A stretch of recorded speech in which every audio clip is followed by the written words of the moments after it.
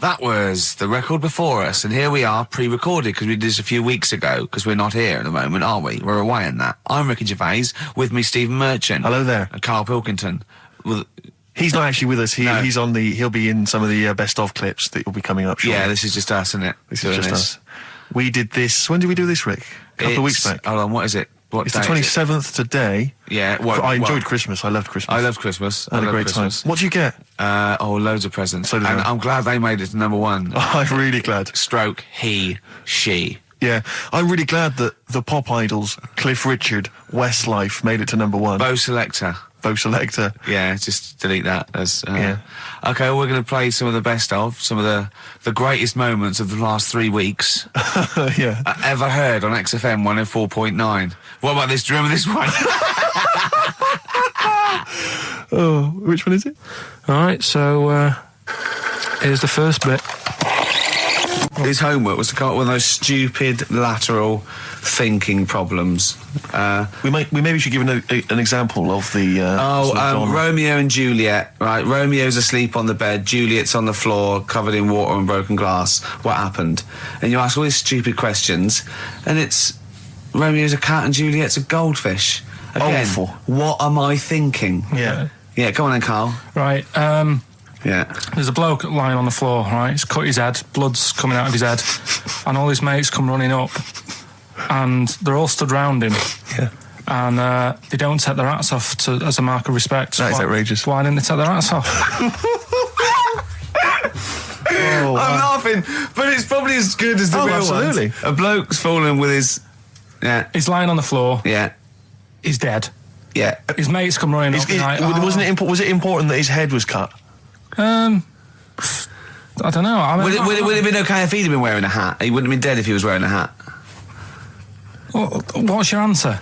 No, you're meant to answer questions. You don't just go, what's your answer? You say, where's the turns? And you go, no, and I have to guess. It's obviously like sort of motorcycle stunt team or a parachute. Why didn't they take their hats off? Because they're probably still on the motorbikes or something. Or... Well, yeah, but if you mark a respect to someone, you could take your helmet off. I'm getting angry. What? They're parachutists.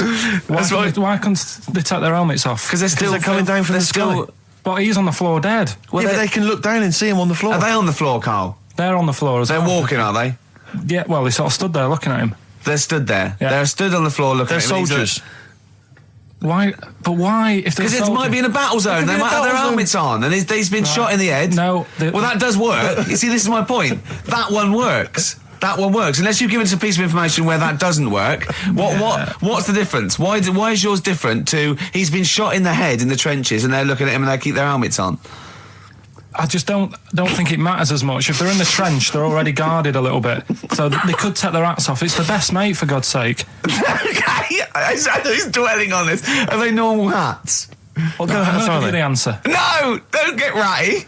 What kind of hats are they? Baseball hats? If I told you what sort of hats they are, you'd have the answer. Wow. Okay, I've got to guess what sort of a hat it is then, have I? Right.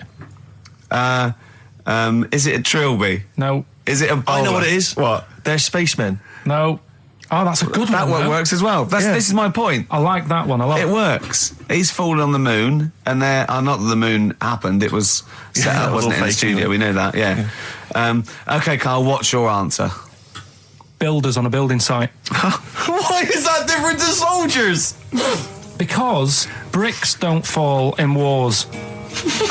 But bullets fly. Right. Let's play a record and we'll come back to it, Karl, while you think about what you've done. Oh, yeah. You've embarrassed Let's play yourself. some classic Suede. Yeah, and this is for David and Kieran. I think you wanted a bit of Butler. What do you make of the first genetically modified baby? Oh. Are you worried about this? Do you know what did they do? What? Let me see what it says here. Isn't it just choosing the, eye colour? Well, this is the concern, isn't it? That in the future you'll be able to decide whether it's a boy or a girl, how intelligent it is, what it looks like, is it handsome, is it ugly? Obviously, no one will choose an ugly baby, and so on and so on and so on. And so it means that where will it lead? Where will it end, Karl? Are you concerned? I've thought about this a lot. What will us three look like in the future if they're being, genetically modified beautiful people? What will we be like? How will we be considered in society? True, yeah. But we've talked about this before, haven't we? About the cloning thing. Yeah. That's a bit weird. Yeah. But I don't think it matters, because at the end of the day, right, you might look like some other kid, but it's the way you brought up that will change your features and the way you are, you know, your personality. If you lie, you get a long nose, don't you? Well, no, but listen, right, because I remember when we, you know, I was growing up on this estate. This is going to be good. Go on. No, it's not. It's just an example of how this doesn't work. Go on. So we don't need to worry, sort of thing. Sure. Right? Okay. So I'm growing up on this estate, and there was this woman about 4 houses down, right, who's a bit rough. All right. Didn't fancy her. Oh God, no. Right, but she had a Why? baby. Well, tell me about her first. I'm interested in this woman. Why was she? It was a very... Was it like being a man in a dress? I mean, I didn't grow up in a posh house or anything. And I'm not saying that if you live in a bit of a rough house, you're a bad person. What does she look like? But anyone can Tattoos? clean up. Look like Tony Green with a fag on. They didn't clean up much, right? Oh. Which, even if you've not got a lot of money, you can still try and make a place look nice. Yeah. Right? But she didn't. And a kid used to take a horse into the house. Sorry. Whoa, Yeah. Whoa, Neddy. What do you mean a kid used to take a horse into the house? Where did they get a horse? Must have nicked it from somewhere. Must have done. You seen a horse in it? No. What, is that from outside the saloon round the corner? Yeah, was it just tied up with a bit of leather? Right? And, Oh, that's great. Did Big Jake come looking for it? I'd been out. Oh. Sorry, let me get this. This was before the lynching stopped or after. Where did he get a horse from? What do you mean he must have nicked it? His mum said, where'd you get that from? I bought it. All right then, but keep it out of the kitchen. I don't want you going cattling rustling. Where did he get a horse from, Carl? And how long did he have it for? Was he leading it or riding it? Mum, open the door, I can't stop. I can't stop it. Open the patio door as well. Looks like we got us a runaway. What do you mean? I don't know, but the thing is, they couldn't afford to buy one because they're not cheap. So I'm just guessing. Maybe that's wrong of me. But I think... He had a horse? Yeah, right. So that's why the family didn't have any money. They'd spend it on the horse. No, I don't think, that's what I'm saying. I don't think they would have bought it. So anyway... Yeah, it's wise to whisper, Carl, in case they're listening. Yeah. And they could be in the room next door. It's not buying it, it's keeping it as well. Oh. So I was like in the car with my dad coming into the avenue, and you used to have to drive down it to turn round. And, and you know, sort of go back to our house. You had the traditional method of transport. Yeah. And the horse was in the lounge. Reading a paper. Just like walking around. Oh God! What? And when I was doing, I tried to earn myself some money once by flogging little flowers in plastic cups. What? This is genius. It just keeps coming. What do you mean you're trying to flog little flowers? What do you mean? Wait. Let's play a record. Let's play a record and come back to this. It's always going to just unravel and unravel. It's going to go for hours. Let's play a track, deeper and deeper. It's like an onion, isn't it? We've created a whole world here where there's a man living with a horse. Just walking around the lounge. I come from the West Country. I've never heard anything like that. I just think of a big sort of like orange carpet, and it's got a rediffusion telly, and this horse going, I'm fed up in here. Exactly. This is really... I am not taking the rubbish out again. Yeah. Right, play a record. Let's have Velvet Underground. We've got that lined up. Oh, yeah, the classic from the first album, I'm Waiting for the Man. Let's come back to the horse in a second. Little flowers in pots. What do you mean? Go on. Talking about this the other day. What was it now? Listen, the fella... Play a listen. record. Do you want, all right, no, come on. All right, he's got it now. Go on. This fella goes to the doctors, right? Oh, right, okay. Right, if this is in any way apocryphal, stupid, illogical, impossible, right, you are never, ever speaking again on radio. So make sure this is at least possible. I'll tell you what, I'll even give you improbable but possible. So if anything that breaks the laws of the universe or logic, okay, that's all you have to avoid. On you go. Right, so this fella, right, he goes to the doctors because he's got earache. Right, okay, if a chimp's living in his brain... Go on. So he's got earache, he's sat in the waiting room, and his ear's all bunged up and it's hurting a lot and what have you. So the doctor comes out and he goes, right? And because his ear's all bunged up, he doesn't hear it that well, right? So he thinks it must have been me, right? So he wanders in. Keep going. Anyway, I'm going to hate this. I can just feel it in my bones. Steve, I'm going to let you take over. Okay, let's hear it. So the doctor says, sit yourself down there, right? So he sits himself down. He goes, right, take your pants off, right? So he's thinking, that's a bit odd. Anyway, he heard that though. He apparently he took his tackle off. The doctor did some operation, What, there in the waiting room? No, in his office. In his office, yeah. What? Wait, so he removed what? His genitals? Yeah. In his office. Why, Carl? Why, Carl? Because he hadn't called him in. Oh, he'd called in a bloke who wanted his testicles taken off, and he didn't do it. What? So the doctor went out and said, Mr. Jones, who's here to whip off your cock and balls, just here and now, right? Bloke comes in, didn't it? It must have been me. So the bloke who wanted his balls taken off didn't say, I think he said me. So he didn't interrupt then. So the bloke goes in, he starts taking his testicles off, and he doesn't say, I'm here for me ears. What are you doing with that? That was Jane's Addiction. This is the Best Of Show on XFM 104.9. I'm Ricky Gervais, with me Stephen Merchant. Yes. This was a clip show. We recorded this a couple of weeks ago. I hope you had a Merry Christmas. It's not over yet, because tonight at 9:50 is the second part of The Office Christmas specials. It's brilliant. Watch it, and we'll be back next week live. I'm Ricky Gervais, with me Stephen Merchant. Bye. Have a great new year. Right, next one. Which one's the next one? Oh, what about your paper round? Right, the paper round one. Paper round, I'd still say it's the best job I've ever had. And he means it. No, I really enjoyed it. It's like, you don't have to work with anyone else, right? So you make your own rules. Just think of that. You sort of You're spreading information to people, vital information. You're giving a service, and no one else is around. You can just do what you want and think about stuff whilst you're cycling around on your bike. It's really good. Yeah. So anyway, imagine the stuff he's thinking about when he's riding around his bike. So getting in the head of a salamander. So anyway, I loved it, and even though I only got like 50p a day, right? No matter what the weather was like and stuff, I used to get up at 4:30 and go and do the round. And why'd you get up at 4:30? Because I wanted to watch the Pink Panther at 5:30, so I wanted to get me paper round done. I said, why didn't you watch the Pink Panther? And then he went, I can't sit there thinking I've got my paper round to do. You'll ruin it for him. Yeah. So is it a good job or not? So 4:30 I was up and about, and this morning it was like winter, really bad winter, bad snow, freezing cold, really windy and all that. And my mum said to me before I went to bed, she said, don't be getting up tomorrow, I'll give you the 50p. I said, it's not about the 50p. So, people want the papers and stuff.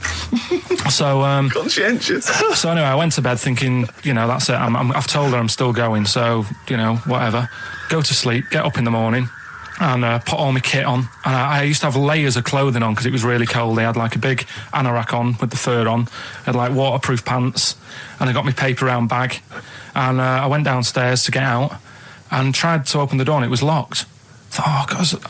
So she'd locked it so I couldn't go out. So I'm searching around the house looking for the keys. She must have hid them somewhere. I thought, God, I've got the papers to do. So I thought, how can I get out? So I went upstairs, climbed out of the bathroom window. God. Right, and to try and jump out of the bathroom window onto the porch. But the problem was, I had so much gear on, I was like the Michelin Man. So I could hardly move as it is. Yeah. And I try to get out the window, and I'm like, try to stretch down like that, get my foot on the porch, and my bag got caught on like the hook of, like how you have a hook so you can put the window open? Right, yeah. The little arm goes on. My bag had got caught on that. I was holding on to the wall and my foot on the thing, so I couldn't sort of pull it away in case I pulled it away and then fell on my head. Yeah. So I'm stuck there. Dangling. My dad comes back from working nights. Yeah. He thinks I'm a burglar.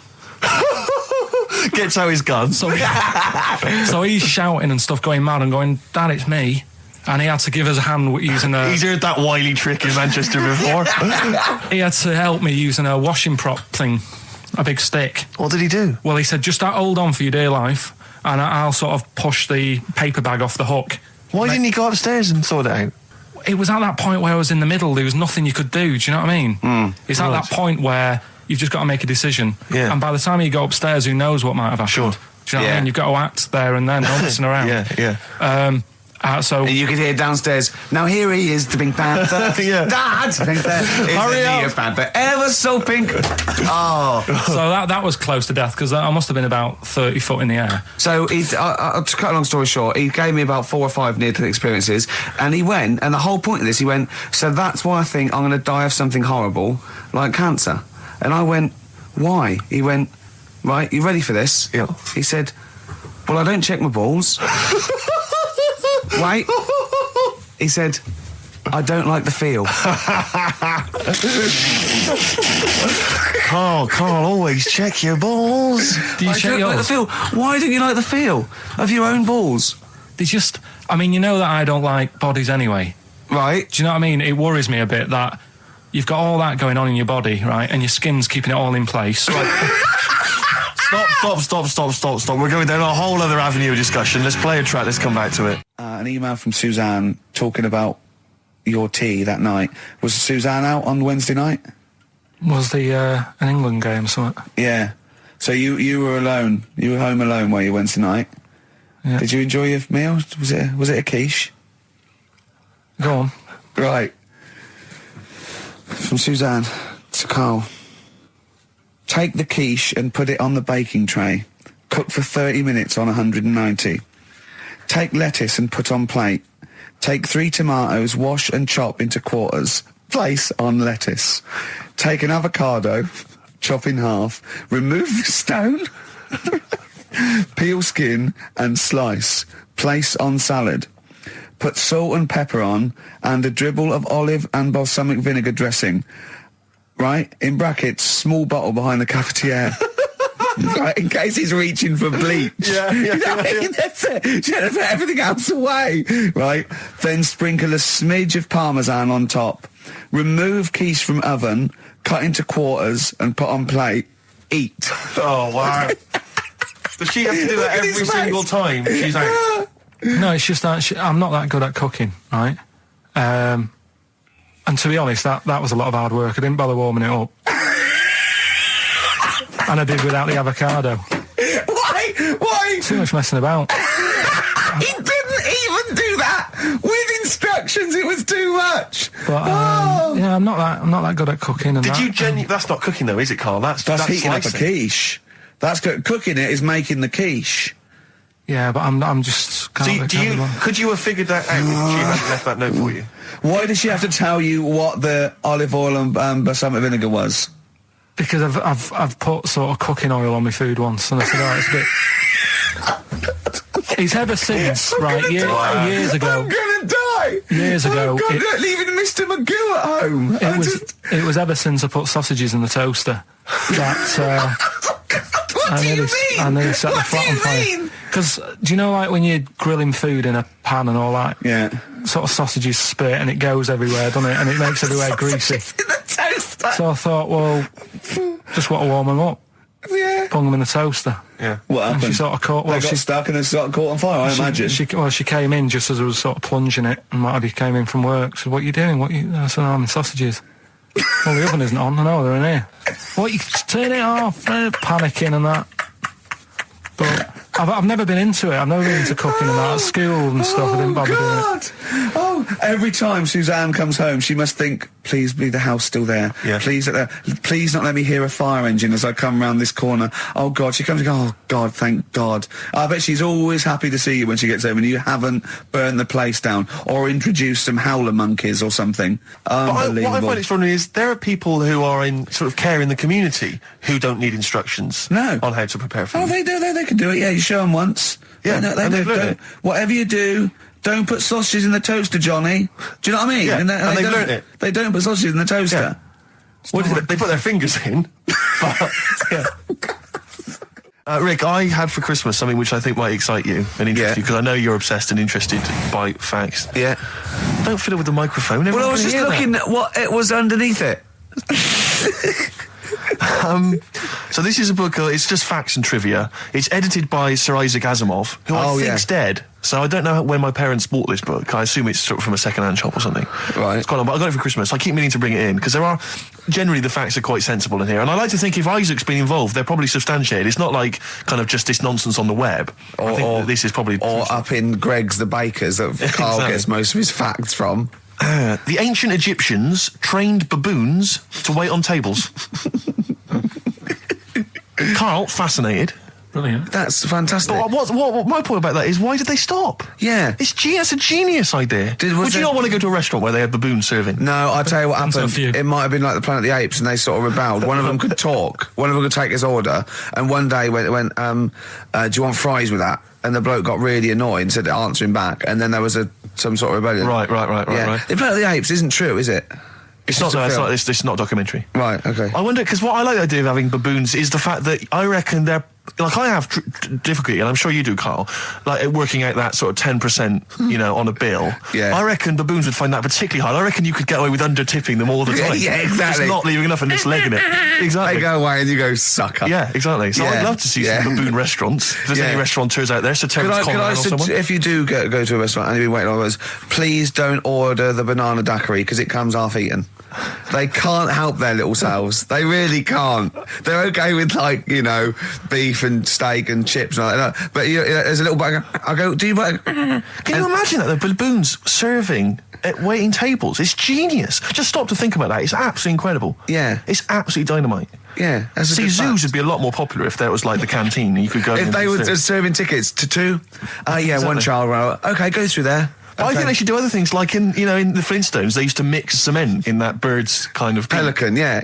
We should start doing that again. Because that also happened in ancient times. Yeah, exactly. According to the Flintstones. Yeah, before they had proper cement mixers, that's what they did. That was how they did it. Definitely. Carl's all flustered because there isn't a record set up, and he's getting all tizzy. He's been more worried about his competitions than sorting out putting records on ready. What? I'm after Steve's Song for a Lover. Well, I'll tell you what, why didn't you carry on with your educating Ricky section? I'll have a look on the We'll keep it going, Steve. Yeah, go on then. Right, okay. We've had a few emails. Anyone got it right, Carl? Anyone got it? Educating Ricky, that's the final one. We've got to get that out of the way. We've got to get Rockbusters as well, though. We can do that at the end. We can Go on then. But we've only got 5 minutes left. Come on, just do Educating Ricky. Right. God. The last one that we haven't done is he's a bit of a nuisance. Go on then. Again, not really that interesting. Thanks. Telling you this one because... Come on! Just do it, or do it now! Steve, how we doing? Look, no, never mind that. Look, just tell me what that means. Oh, he's a nuisance. Oh, this is so annoying, Carl. I'm going to go mental. Right, talk. Right, listen, I'm just putting this in here, right? Right, nuisance is a bit of a nuisance. Yeah. Apparently, the old fella who used to hang people... Yeah. He used to be able to tell somebody's weight just by looking at them. Right? That's a bit of a bonus fact. We'll be the judge of that. The thing that I wanted to tell you is money for old rope. Do you know what I'm saying? I can't even be bothered. Yes, you're going to tell me now. Come on, Carl. Right, I mean it. Basically, money for old rope came from the... right. What was all that about? He can tell someone's weight. What was all that bonus for? fact. And blind blessed shitting himself. What are you... What? Look at you... No, tell me that now. You nearly made me swear then. I'm getting really annoyed. I'm getting really annoyed now. Tell me this back, Carl, or I'm going to go mental. Come on, Carl, time's running out. More that people years ago, when people used to be hung, right? Right. If you didn't like the person who's been hung, you'd go, God, I really don't like him. And so you never forget the time. Because even if they're being hung, we take that as read. Yeah. So they never forget afterwards to get the hangman to get the rope and to cut it up into little pieces, and he'd sell them. He'd sell the little pieces of rope to people. See, Carl, that's the most interesting thing, if it's true, that you've come up with. Right, okay. And so so they sell the rope? They sell the rope, and it's money for old rope. Money for old rope? Meaning, like, God, it's easy to make money, all they have to do is cut it up and sell it. I'm cynical. I'm not so convinced. Right, listen, we're really tight. We haven't even got time for a last track. We've got an ad break and we've got to give out... Okay, do the answers then. This is ridiculous. XFM 104.9 of a Saturday. Ricky Gervais with me, Steve Merchant. Hello there. But we're not here. No, we're away. So this is the best of, and I hope you're enjoying it. We certainly are. Right, is this talking about diets and stuff, right? Go on. They've come up with a drug that they tested it out on a mouse, right? They said, it's a problem that weight is a big issue in the world, and, a lot of people are depressed, and that probably like Rick Waller. Well, right? I'm depressed looking at Rick Waller. Well, Oh. I mean, you could sort out Rick by you know, Jono is an old man. He's got loads of money. He's not old. No, but he's getting on a bit, right? He's about no, but my hang on a age, minute. What I mean is he does his own shopping, right? So I bet it's hard. What do you mean? Because he's like, how old is he? 35. Right, he's got loads of money. He does his own shopping. So when he goes to the supermarket and he passes, you know, the sponge cake section, it must be tough when you've got loads of money to burn. That you go, oh, just one more. Yeah. One more. Look, so we are getting close to libel here, I think. No. But I'm saying how it is because I've tried like losing a little bit of weight. Have you? And it is difficult when you're in Waitrose and you see a little chocolate muffin and you think, well, one more and I'll do without. Do you like a little chocolate muffin now and again? Well, yeah, right. Is that your favourite thing? So the thing is, let him finish his point. So the thing is, right now with Rick, he lives at home with his mum. So why doesn't his mum just say, "I'm going to buy less this week, and if you eat it all, you're not getting any more." Yeah. That sort that. Does he live Short, with his mum? sharp shot. I bet he does. I bet he does. So you don't actually know if this is true or not. No, but anyway, right? So this drug they've come up with. They've tested this on mice, haven't they? They've tested No, I'm worried if they haven't tested it on mice. Thank God for that. It's definitely been tested on mice. Definitely. They fed a mouse a load of cake. Yeah. Right? And it went a little bit chubby, and he said, "Right, stop a minute." And then they gave it this drug that makes you lose weight. Yeah. And its weight went down, but the only bad side effect was its eyes were popping out. Well, that seems to be fine then. Let's give it to Jono. There doesn't seem to be any problem. Oh, with let's Rick should get some of that. Yes, Truth, Doc, look at these. Oh, Jesus, Jono, your eyes are popping out. That happened to the mice. Sorry? That happened to the mice. But what do you mean? That's the option. What do you mean that's the option? So I love the fact that your choice is either be like a fat, happy man who has the odd sponge cake, or a stick man with eyes on stalks. I mean, Steve's chosen that. All right, calm down. I thought we were slagging off Rick Waller and fat people. Sorry, Let's mate. have a go at the fat people before we start on me, Rick. Yeah, no, I didn't. I forgot. I mean, it's like... Yeah. Because I've got some issues and body issues. I know. But Rick Waller's grotesque, you know. Yeah, sorry about I'm that. just a little bit weird. I mean, do you know what I mean? Yeah, should we play a song and... Well, I'm just a little bit offended. That's upsetting. So we just had a text here that says, and I don't know what truth there is in this, as ever, but John says there is apparently a nude bike ride today in Hyde Park. Now, I can't believe that's the case, because I don't think it's allowed, is it? You can't ride around with your veg, can you? I don't know. Why would you want to? Well, good point. On a bike. On a bike, I like the fact that that's what disgusts him. I want. Do you know what? If we did appeal for a nudist to call in, I'd want a very specific sort. I want a German nudist, a middle-aged man called Helmut. Okay. If there is any, or the closest one to it. So I want a middle-aged man from Germany. If your name is Helmut, you're in. But I'll accept Hans. Carl would be good, wouldn't it? All right. Yeah. I think I'm wondering if the age might. Maybe we could we broaden it out a just little bit? a German nudist bloke. Right. Can he at least be fat? Can I find a fat German fella? If your name's Helmut, we're going to give you a big prize. Yeah. But, any fat German fella who likes to get his sausage out. Sure. Okay? It's sauerkraut. Yeah. What's the phone number? 0871 222 1049. It'd be good just to get an email or a text with a contact, wouldn't it? And then I can just call them up in the week. Sure. And 83936 is the text number. I don't know what our audience demographic pans out like, Rick, but I'm suspecting that's probably a fairly small fraction of our listenership. I know, but there must be someone out there. If you know a fat German who likes to get his tackle out, a phone's going.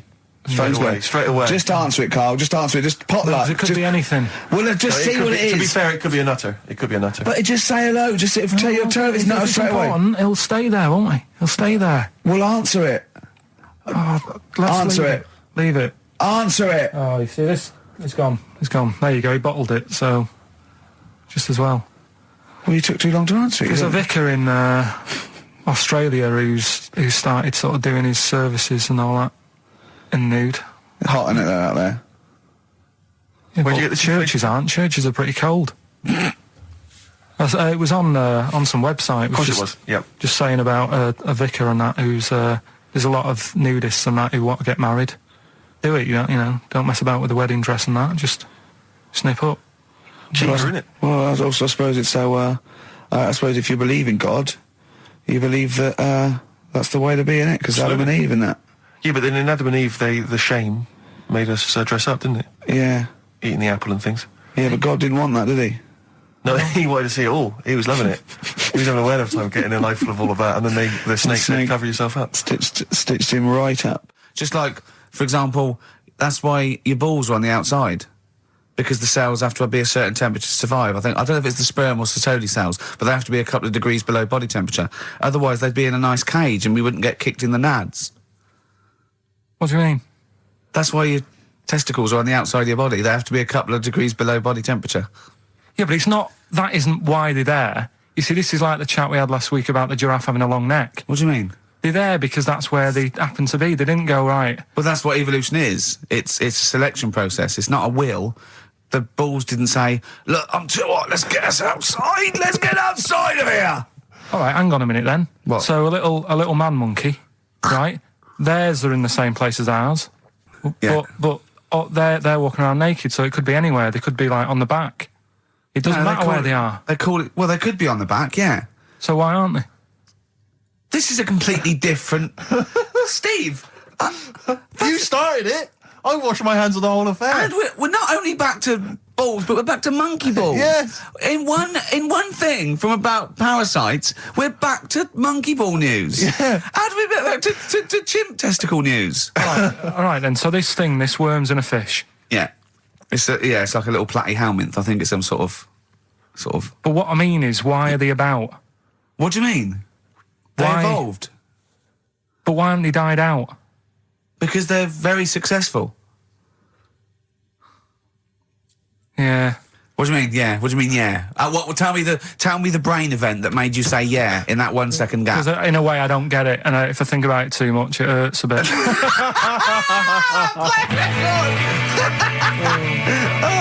They've just been around for years, Carl. Yeah. Like Cliff Richard or something like that. Yeah. The other one, right? A bloke, right? He's on a train station, and I say I heard it. He's waiting for a crew station, whatever, and he shits himself. As you do. And so he goes, oh, my train's in 5 minutes. So he runs across to Millets and goes, quick, Levi's 36. The bloke just puts it in a bag. He runs onto the train. He goes into the toilet, takes his trousers and pants off. He's soiled. Yes. Throws them out of the window. I won't be needing those again. Cleans himself off. Open the bags. It's a jacket. Oh. No, he didn't have them, Carl. At what point did he go into it and go, quick, Levi's 36? And the bloke went, sorry, Levi's 36, what, a pair? No. Shall I wrap them? Them? It. Shall I wrap? Just wrap whatever it is. Do you want to look? No. I'm not looking when you're putting it in the bag, please. Right? 36 white stories. Well, don't say anything. I've told you 36 Levi's. And put it in a bag and charge me for it. Yeah. I don't want to discuss it further. Yeah. There was one... Here we go. There was one about a woman whose husband died, and she had him cremated. Yeah. And made like a little egg timer out of him. Right. And she said, I did that so it can still help around the kitchen. Well, that might be true. That might be a joke. That's quite sweet. That might be true. It's a true story, again. It was all... No, not again, because the ones I just told weren't. Nor is the boiling the brains in a bag curry microwave. Head story, true. Yeah. That's all. Right, that's Aqualung. Good time's gonna come, innit? Right, Carl, come on in, educating Ricky.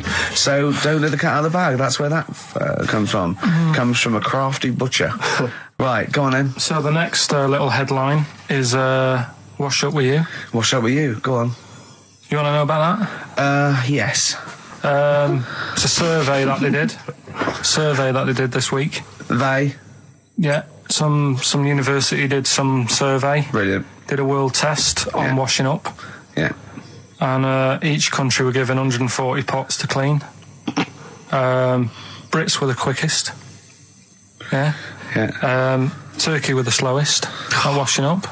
The Turks. It's not because the little fellas that work in the kitchens with no... Is it?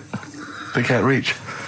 Spain were the cleanest, and the Germans were pretty good as well. So I don't know where to start with this. Honestly, Steve, I don't know where to start with that. Sorry, what was that? Wash up with you? That was it. was that it? They survey of washing pots and I pans. didn't understand. You said Italy were the cleanest. No, Spain. No, Brits were the quickest. Yeah. We were the quickest, but Italy was the Spain was cleanest. the cleanest. Turkey were the slowest. Yeah. Spain were the cleanest. But why weren't we clean then? Because we were washing it. Why were we not paying attention to the We bits did it of dirt rubbish. We bristle? did it quick. We did it quickly, but I don't understand why it was being rated on. Who was doing it? Was it Lynette Newman or Ainsley Harriott? She's quick. Both of them are quick. Yeah. Well, they've got like kind of loads of slaves that do it for them. Did we use fairy liquid? Don't know. It didn't have. Did we use a whole bunch of Boy Didn't Scouts? say that. Just Like said, it just said, that. Who had the softest volunteered hands? for that? Who had the softest hands? So it didn't say. I didn't. Why is it we don't get notified that this is taking place? I don't know. When I was a kid, no one ever said, we need recruits because we're doing a survey on who can wash up the quickest. Are you disappointed in yourself with that one, Carl? It is pretty dull, to be fair, and that is why we've got to bring in either con merchant or a wine merchant. Or shut up at your face. Yeah. Would you be able to, if I put you on the spot in the next, sort of after the next record, would you be able to give an example of how con merchant would work? I mean, is there something you could do just to sort of experiment? Should we play a record? I can do better than that. What? Ads. Go on. Oh. Well, if you've just tuned in, it's XFM 104.9. You've got that bit right. Ricky Gervais show with me, Stephen Merchant. Hello there. Carl is actually in a little booth. We're not in the studio, you see. This is pre-recorded. We recorded this last week because we're away. And it's sort of like the best of the last 3 weeks since last time we were away when we put out the best of. What was that one you told me about with the porn? That was a good one. Oh, this was fantastic, right? Right. There was this. Sorry, can I just check now? We're just remembering classic episodes of the Tales Unexpected. No, this is important. Well, I saw one, right? I saw one on Tales Unexpected, right? And it was these two gents. What they used to do, they look down the obituaries and they'd blackmail the wife or the son of a dead eminent person, like might be a priest or a doctor, and they'd go and they'd say, he bought some erotic stuff from us before he died, and he owes 100 guineas and all this sort of stuff, and they'd pay up because it'd be so embarrassing. They just didn't want them to say, just pay him, right? And this one bloke said, who are these people? I'll meet with them. And he goes round there, and they go, your father, he goes, my father could not have bought any erotic material from you. They did it, he goes, he couldn't have, he's blind. Right, and that was the twist. And Carl went, so it was magazines, not videos then. Yeah. Now think about it, Steve. Is that so stupid? Well, presumably it was set in olden times because professional pornographers don't tend to call it, erotic material. Yeah. They tend to call it, juicy jugs or whatever. But more than that, I don't understand how a video is going to be any use to a blind person either. I know that you can hear the sound, Carl. Look at him nodding like he's caught me out. Yeah, what sound will you hear? Your meter needs looking at? Yes. Cut. What's then? What's that? Then it's just noises, isn't it? Occasional groans. Yeah. Right. You could listen through the wall at your neighbours. He does. I mean, that's why I save a lot of money. But I thought you were going to point out, Carl, that they could have had a Braille porno. Now, have you thought of that? Look, feel the lumps on that. Exactly. Think about it, Carl. Think about it. You're excited now. Yeah. Your girlfriend's away, Carl. Yeah, the cheese grate is only under the cupboard. No, she's a good-looking lady. I used to sell mackerel. Did you? Yeah, I had a pet magpie Did you? called Maggie. Pet magpie. You mean you captured it and didn't let it go away? Yeah. Can't have a pet magpie. But then it got really vicious. I mean... Well, it was let me go. What do you keep it in a rabbit hutch? No, it flew around, but it used to just come to me all the time. But then it started pecking me head and stuff. That's not a pet magpie. That's a bird in the garden. No, but I could actually, I could hold it and stuff. It wasn't scared of me, and it knew it was me. It used to come down from the top. It hated you. That's why it wanted to peck you. Is that? And the other thing, I always remember being younger and walking through the woods to school with my mum, and I was chasing a butterfly, and she said, "Oh, don't do that, Carl." And I said, "Why?" She said, "Because they only live a day." I said, "Oh, all right, I'll get a dead one in the morning." That's genius. That's great. That's quick thinking, isn't it? Oh, that's sweet. Let's play a song. Oh. XFM 104.9, I'm with Gervais, with me Steve Merchant, Karl Pilkington. Steve. Well, we were talking about the news just now, and there was a story I heard in the week. I think it was on the radio, and I don't know all the details, but what I heard was that a number of, I think it was Falkland, maybe Gulf War veterans were, I think, suing or complaining to the government because they wanted compensation for post-traumatic stress disorder. Now, I don't know all the ins and outs of it, but it seems to me that if you're in the army and you're a soldier, a certain degree of trauma is kind of inevitable. I mean, after all, if you're any good at your job, you are going to see people getting killed. So I don't understand what the ins and outs of it are. I don't know why. No, he already came back and Tony Blair met him and go, all right, well, not really, no. Go on, what's the matter? Well, there was people shooting at us and everything, it was all muddy. Well, calm down, don't cry. Well, I will. There was a drill sergeant just kept shouting, saying, look at you, stupid boy, where's this gun's not clean? I just cleaned the gun and it was fine, and now he's telling me to clean it again. Yeah, and the boots, they were shiny. Fine, he was well, he's got to do that, it's more discipline. His neck was as big as his head. Well, yeah, but you don't know what they, I don't know what the ins and outs of it are, but... what you got to do is make sure you know what you're going into. That's what I do. You got to check the small print. So if I was, going over to like the Falklands or, the Gulf, I'd put my hand up and go, will it be horrible? I go, you at the back, yes? Will it be horrible? It will be horrible, yes. It will be horrible. There will be shooting and lots of death and everything. I go, right, I'm not going to go. And I go, Exactly. okay then. Okay. That should be fine, yeah. Should be fine, yeah. Just like that. Is anyone else scared about this? Pretty much all of us. Okay, then we won't send anyone then. Exactly. My brother went into the army, right? Because he couldn't get a normal job. And my dad said, if you don't get a job by such a date, that's it, son, you're going in the army. And so when was the Falklands? Was it about 81? Right. And he joined back in like 81 or something. And he I don't know, he was in Aldershot or something. Oh, yeah. And he wrote back to my mum saying, a bad time to join, bad time in this. So she wrote... What bad time? Join, that's so sweet, Carl, isn't it? That's like, dear Dad, yeah, well done. Don't know if you've noticed. Yeah. I was on the dole, that's for sure. Thank you for joining a month before the Belgrano. Anyway, go on. My mum called up, spoke to the sergeant and said, can you leave him out of this one? Can you leave him out of this one? What, the Falkland War? He's only just joined, and she called him Chuck, which he got done for. Like, she's one of them, I think it's a northern thing, like saying, how are you, Chuck? Yeah. And she called the sergeant Chuck, and the sergeant said to my brother, your mum, she's called up and asked if you can not go, which, of course, we'll see how it goes. But can you tell What do you mean? Why did the sergeant even entertain this? Well, Pilkington, come here. Your mum's been giving me a bit of earache. Now, listen, tell her I've told you, but can you call her, because she called me Chuck and everything. Can you call her and say you don't mind? Well, not really. Oh, please, because I've promised her say you want to go. No, please, say you want to go. Why was he entertaining this phone call? because he was new to the army, I suppose. Who? No, I mean the sergeant. I don't know. Maybe they do that. So what happened? He didn't go in the end? So he didn't go, no. You can't do it. That's ludicrous. I love it, though. Okay, we went over the top. Pilton, No, I've got a note. Yeah. Is this really your mum? Yeah. Okay, no, this seems to be in order.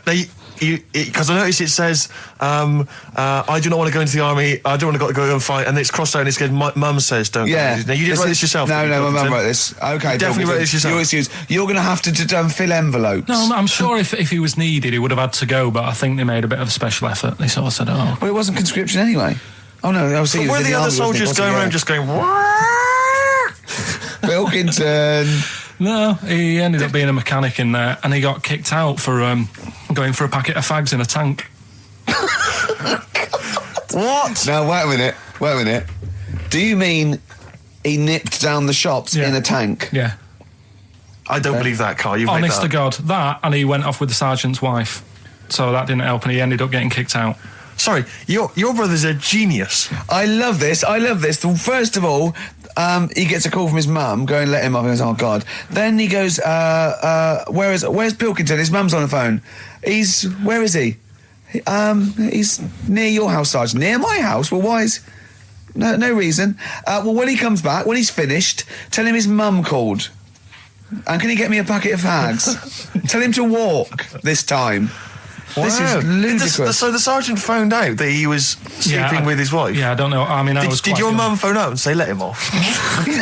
Let him off this time. Can he... Yeah. That's fantastic. But he misses it. I mean, I haven't seen him for about 11 years, but ever since he came out, he's just kept getting into trouble and that. And the army, you know, people slag it off, but I think if you're a certain type of person, it's good for you. It didn't straight him out, did it? No. He was going down the shops in a tank, he was shagging someone behind their back. It's really weird. It's like back then, he was like a proper adult and he had a house and he collected crystal with his wife and that. And now, he hasn't got any of that. Has he got the wife? No. Has he got the crystal? Don't think he has. And he hasn't got a house. Seriously, I haven't seen him for about 11 or 12 years. I haven't even spoken to him. Carl's stories always start off nice and funny, and then they just leave me empty and slightly depressed. I don't know whether to hug him or shoot him, put him out of his misery. Can we take Carl to the... phone in if you think I should take Carl to the vets and have him put down, because it's just too stressful. He had some Germans laughing at him on the tube because he recognised him. You don't think of that? Well, because obviously Ricky doesn't travel on the tube anymore. He's too rich for that. I never did. I always thought it was beneath me. Sure, but I used to walk everywhere, didn't you? But I'm still forced to. Take the tube, and I sat on the tube, and it pulled up, and outside the window, just happened to be on the station, was one of the posters with us. So I was kind of there, not realising it was behind me, and these big kind of fat German or maybe Bavarian guys. Well, they're in lederhosen eating sausages. Yes, they were. They're Bavarian. Yeah, they were. And I noticed one of them kind of looked at me, then looked at the poster, then looked at me, just happened to say it, and wittered something to his friend in German. You know, I don't want to try and do an impression. That's freaking goggle-eye. Oh, whoa. I think that... No. But I know what you're thinking it means. It doesn't mean that. Right, okay. It means... What's a rough translation? Elegant boy. Right, okay, yeah. And so anyway, He pointed out the poster and his That's mate... lanky piss and streak. and his mate burst into laughter. And then we pulled they've got a great sense of humour, the Germans. Well, that's indeed. the thing. But we rumbled onto the next. We rumbled onto the next station, and the poster was in exactly the same place. And this time, they tapped the shoulder of someone else on the train and pointed me out, and that person also laughed. An Italian. There was a French. Was there a bloke with a beret, a little moustache on the other side? Yeah. Was it United? Did you get on the United Nations Express? Imagine that. Yeah, it was fake. Seen a freak. Look at this freaky goggle eye. Right, whereas I love the fact that before you were at least pretending to be speaking German. Now this is an Italian with an accent. It's just a guy speaking perfectly good English. Same. You've not even disguised the insult there. Oh dear. Oh, that'd be lovely. Try and insult me in other cod languages. You could bring Europe together if they just instead of Esperanto, that there was just one common language. The language of freaky goggle eye. I'll tell you what would bring the Europe together is you maybe representing England on the Eurovision Song Contest. That would be great. With a self-penned tune. Should I do that? That would be magnificent. It's got to be worth thinking about. Just about everyone being the same. Yeah, just about people being equal. Everyone, not and also mentioning the euro. Yeah. Just doing that. I like all different cheeses. Oh, je t'aime la musique pop. Yeah. La baby belle. Et le cheddar. I'm not fluent in French. Le grand fromage. Yeah. I'll be lovely, won't it? And they'll all be there, all in their different. Well, every uniforms. line could be maybe in a different language. Yeah, and what would I wear? I'd wear sort of like a kilt.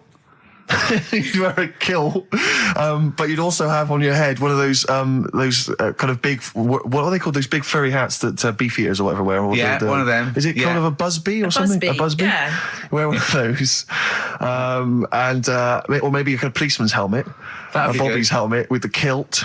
Yeah, you'd have the clogs. I'd wear the policeman's helmet under the kilt, so they just thought I was really enjoying the show. Yeah. Good idea. Hey? Excellent. I think we talked for about 3 minutes without having to mention some kind of genitalia. We should celebrate by playing one of my tunes of the year. Really? What one is it? U2 Electoral Storm. I know you're a big fan. I know you're a big fan. Good choice. Well done. Cheers. All right, this is Carl, the producer of Ricky Gervais and Stephen Merchant on XFM 104.9. We're playing out some of the best bits. Hope you're enjoying it. Here's another one. 3 holidays Carl's had last year. Yeah. I'd love to have 3 holidays. You've got to start putting the work in there. 2 holidays then. No, you had 3 holidays. You went away with Suzanne and her parents. Yeah, well, that doesn't count. It does count. If you book 2 weeks off the firm and you go away and you go, how was your holiday? Go, well, it didn't really count. It wasn't a really good holiday. Can I have them days back, please? My New Year's resolution is to be nicer to you, but well done, you've already broken that. No, but talk sense. Talk sense. You've had 3 holidays this year. And I'm just saying, you're in your 30s now, and 30s is when you should be really putting the work in. That's true enough. To reap the benefits in your 40s, 50s, 60s, 70s, 80s, 90s, and 100. Carl, what's your New Year resolution? What about think before you speak? It's worth. I mean, See, I'm consider it. allowed to laugh. I'm allowed to laugh at things other people say, Carl. That one, that is a good suggestion. How was your holiday, Carl? It was all right. Right, brilliant. But that I don't see on the ratio of good to bad in Carl's mind. That might be amazing because we never It might hear be him amazing, singing the mightn't praises it? of anything. I'll tell you what. Can we have a cracking little tune and then come back and hear about Carl's holiday? I'd love to do that, Let's really. keep it tight. Love to Tear Us Apart by Joy Division. Now I can't put my finger on it, but that doesn't sound like the original, and it's off a compilation. It sounded a bit fast. I think the vocal was slightly different. If anyone can, put me out of misery, I think it might be in a session of the time or something. Carl, is it a New Year resolution for you? Another one. Maybe when we ask you to get a song, get the original single version. I could be and wrong, not some but- obscure but- session. Yeah, it does seem different, doesn't it? Very odd. Yeah. Yeah. Maybe we just remember it wrongly. But anyway, that's XFM for you. 104.9, I'm Ricky Gervais with me, Steve Merchant. Karl Pilkington. Carl, you went to Lanzarote. Yeah. People said don't go to Lanzarote. They told you it was Lanzarote. They told you, were they right or We wrong? were right, yeah. Really? Yeah, it's a bit ropey, yeah. Is it why? Just, out there. If it wasn't for the volcano they had, it'd been knackered. That's their big draw, is it? That's it, basically. That's all they've got going for them. When you landed, was it really hot? Were you quite excited? You were thinking this is It was okay? warm. It's we can't complain about the weather. The weather was all right. Sure. You know what I mean? That's what I went for, but it'd be nice if there just was something else. Yeah. What did you do all day then? Did you read your ritual book? No, I didn't read that. I read that book. Do you know the book that I bought and all the chapters were messed up? Oh, yeah. I bought a better version of that, All right. and I read that, Excellent. and then, Did it make more sense in order? yeah, a lot easier to follow. Yeah. And then we went and had a look at the volcanoes and that. They've got 36 of them to look at. How many did you look at before you realised that pretty much, you've seen one volcano, you've seen them all? Probably about 6 or 7. Really? And then when you got to the 8th, you thought, now I know what this is going to be, Suzanne. This is going to be like a mountain with a hole in the top. Yeah. Really? But it happened years ago as well. It's like, just keep a couple, fill the rest in, tidy it up. Fill the rest in! Yeah, no, Well, yeah. getting some builders. No, seriously though. Okay, I- 4 million tonnes of concrete, please. They're an absolute death trap. Yeah, what do you mean fill them in? Do you know what a volcano is? It's just a hole, isn't it? That's happened. Well, it's more than the happened back hole. It's in- more a portal to the magma in the centre of the earth. Back in 1730 it happened, and they still haven't sorted it out. Well, when you say it happened, volcanoes were made a lot longer ago than No, 1730. but the one that did Lanzarote in, Right. sort it out. What would you suggest? Well, How tidy can it they up. fill it in? It's joined. It's all joined. No, but what I'm And saying is, it was the a- big it was- plates of the earth are all joined. It All was the a disaster, magma's wasn't it? joined. With the trade centre thing, that happened. They cleaned it up, sorted it out, they've moved on. That's what I'm saying. Whereas Lanzarote have just gone, leave it. It happened back in 1730. You misunderstand me. How, in the name of God, can you fill in a volcano? You ignorant twit. No, but it's not just the holes. They've actually left the lava everywhere. That's what I mean. It's not just the big holes. There's lava everywhere. But it's molten rock. They can't just pick it up like they're like a carpet. Put it in the holes. The holes are there ready. Just push it all in. That's what I'm saying. Carl, have you ever logged on to Friends Reunited? It was the site that everyone was talking about last year. No. Are you aware of the concept? I've heard about it, but there's no one from school who'd want to see it Hook up with. again, really. So basically, for those that don't know, you have to log on to his website, and then it helps you track down your old schoolmates if they've also logged on and stuff. And we took the liberty, really, of looking on the Friends Reunited site and typing in your school and trying to track down any of your old mates. We didn't get in touch with any of them, don't worry. We didn't do that. We're not going to surprise you with them now. No. But I was just interested to know, like, some of your thoughts on some of the names that I could run past you. I mean, these are people from your year. Just tell me if you recognise the names. Sarah Morris? God, yeah. Remember her? Go on, you're grinning. What's the thought? Go on. No, just, she was alright. She was a popular one. Oh, What does that mean? She was nice. Yeah. Okay. Okay. What about Darren Buckley? He was one of my best mates. Was he really? Yeah. Seriously? Yeah. What do you reckon he's doing now? Do you still keep in touch? When my mum and dad were still in Manchester and they had a butty shop, he used to go in because the bookies was next door. I know the way you paint a picture. If you did this in your history exam, Carl, you will walk it. Go on. So your parents had a butty shop. There was a bookies next door. Yeah, and he liked having a bit of a gamble, so he used to. I think he works for some insurance company. Do you think that his fiancée Beth knows he's got a gambling problem? Or that his 2-year-old son Lewis? No. Yeah, they live in Cheadle Home. Hume. Cheadle Hume. He must be doing well. He's still supporting the Blue Army and frequents the shrine on a fortnightly basis. Funny thing with him is, right, when I used to stay over at his house, and his dad was a copper, and I remember his dad came down and said, right, I want to see you two. I was like, oh God, what's happened?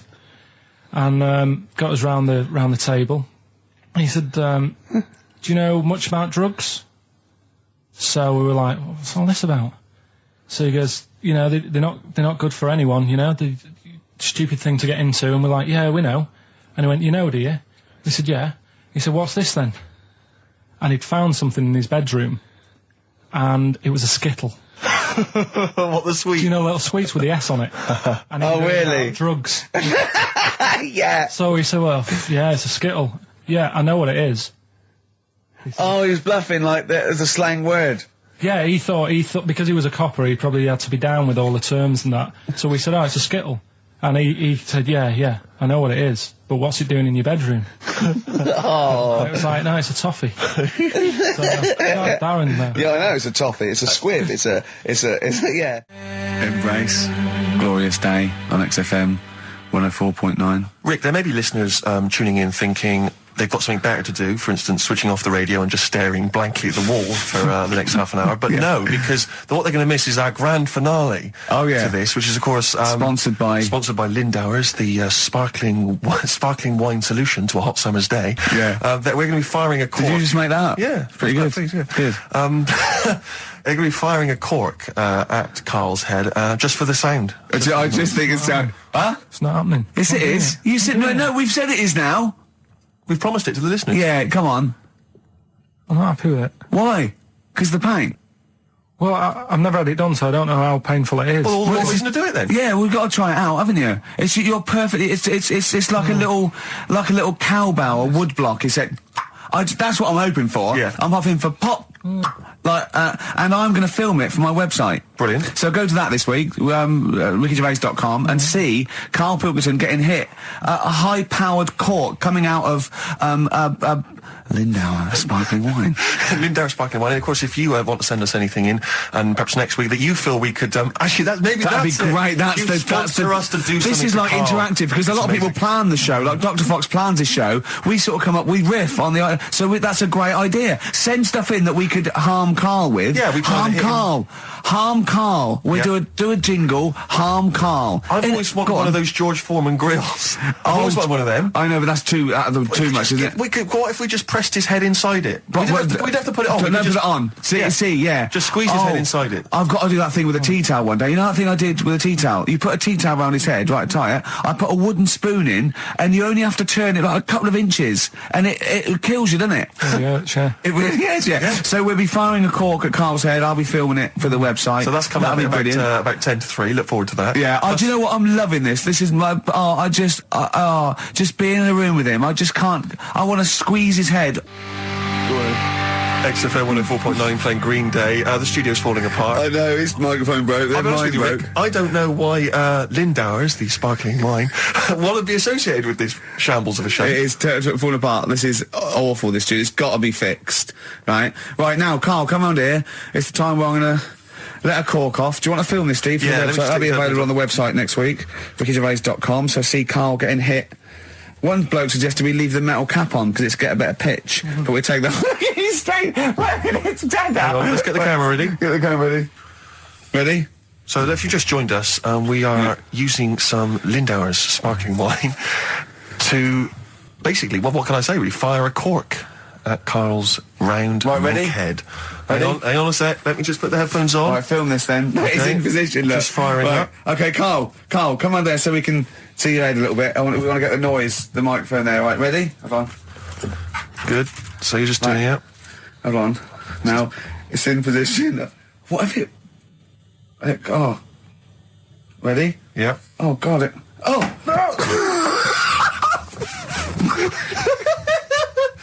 Oh, it's like Jackass. Did it hurt? Behind me. What do you mean, did it hit you? I sort of just... It went off course, did it? Just glanced, did it? Right, Lindauer, is you going to send us 8 more bottles, please? Yeah, Because we're going to get this right. Foo Fighters, Best of You on XFM 104.9. I'm Ricky Gervais, with me, Steve Merchant and Karl Pilkington. All right. Carl's had a bad week. I'm going to say it straight away. He tries to rule out stress in his life, but he's had a bit too much stress this week, haven't you? One, a phone call from his mum, stressed him a little bit. Right. Something he said in a magazine about his auntie. Came back to haunt him. Auntie Nora? Auntie Nora, yeah. Don't name her. No. Well, she knows don't who name she her. is. No. Okay, we won't name her, right? We just say it's the one who farted for 5 minutes and as he saw a skirt when he was young and I found it like a split tennis So ball. it could be any of me aunties. We're that coming up, and also a bloke in Times Online, Chris Campling, did a review of the show, right, and basically said that Karl Pilkington is a creation of Gervais and Merchant. Well, if only that were the case. He said he started off saying he liked the show. He was excited. Said it was a good show. A lot of the jokes. I'm already questioning his critical faculties. Yeah, exactly. And basically said that we didn't contribute much, or seemingly didn't seem to contribute much, and we couldn't sort of like ad lib or anything. We just laughed at, particularly me, laughed at Karl Pilkington, who was coming up with some, quite funny stuff. Right? But then he does a twist on it. He goes, but the thing is, we're the puppet masters. He's a created person. We've created the persona Karl Pilkington for our own amusement. Right. He bases this on simply that we talked about... What was it we talked about? The Chinese not aging well, and he heard him talk about that on my DVD. But clearly I say, Karl, remember when you were talking about that? It's a news, or remember in the week, and so he thinks it's all scripted now. Imagine if this show was scripted. I'd be ashamed. Yeah. If this show was scripted, I would send back the BAFTAs for the actual shows we've written, and I would say... I'm having a go at Chris Campling. He's nice about our other work. He likes The Office, and he likes my stand-up and everything, and he likes the show, but he's saying... Because we're not spontaneous, we scripted this and invented Karl. So he's like, we've invented another Gareth. If we had created Karl, I would not have squandered a character that good on this poxy radio station. Absolutely. Also, does he know that we spend about 3 months on half an hour script? So how long does 2 hours of drivel? But the main thing is, as if this could be scripted, it's dreadful. It's just shocking. Or maybe this is scripted. Hang on, you've lost me now. Let me just check the script. Maybe Chris Campling does not exist. Maybe I've made him up. I don't know what to believe. See, the name doesn't wash with me. What was his name? Chris Campling. Sounds odd. That's something that I made up, isn't it? Campling's almost like a joke. It's almost like a gay name, isn't it? Oh, he's a Campling. So I think this is scripted. Yeah. I think I've probably made this whole link up, and Karl is a creation. Campling, that's not a real name. No. I made it up. I should have come up with something better. Yeah. Sorry. Down to the River by Bruce Springsteen on XFM 104.9. So, that little fella in the Times thought Karl was just a puppet. We created him. He's an actor. What's his actor's name? Brent Hogwell. we got him from Spotlight. Brent Hogwell. This stupid, dopey Mancunian accent, he just puts that on every week. Yeah, exactly, yeah. Yeah, he speaks rather like Hugh Grant. Yeah. And we just got this whole world around him. We set a whole... What do you think about that? He had his head shaved, especially. Exactly, yeah. So, would he think that, maybe if he's looked online and seen me head, and he's noticed how round it is and that, does he think it's sort of been... morphed into that shape just for the show, just for 2 hours on a Saturday? Yeah. You spend 5 hours in prosthetic makeup like John Hurt in The Elephant Man. Everything about him was made up. Yeah. We created him, because I remember coming up with Auntie Nora. Oh, yeah. You said, Rick, we need another character. I said, what about giving him an Auntie Nora? Doesn't sound convincing, I said. Yeah, and you said, what is it about? I said, well, I don't know, she farted for 5 minutes and she's got a fanny like a split tennis ball. No one's going to believe that. Yeah. Oh, that brings us neatly. Well, let's put that to bed now. So, Chris Campling, honestly, we do not script this shambles of a show, and Karl Pilkington really is like this. If you want, you can meet him. I'd love to send Karl for a drink with Chris Campling. Can we do that?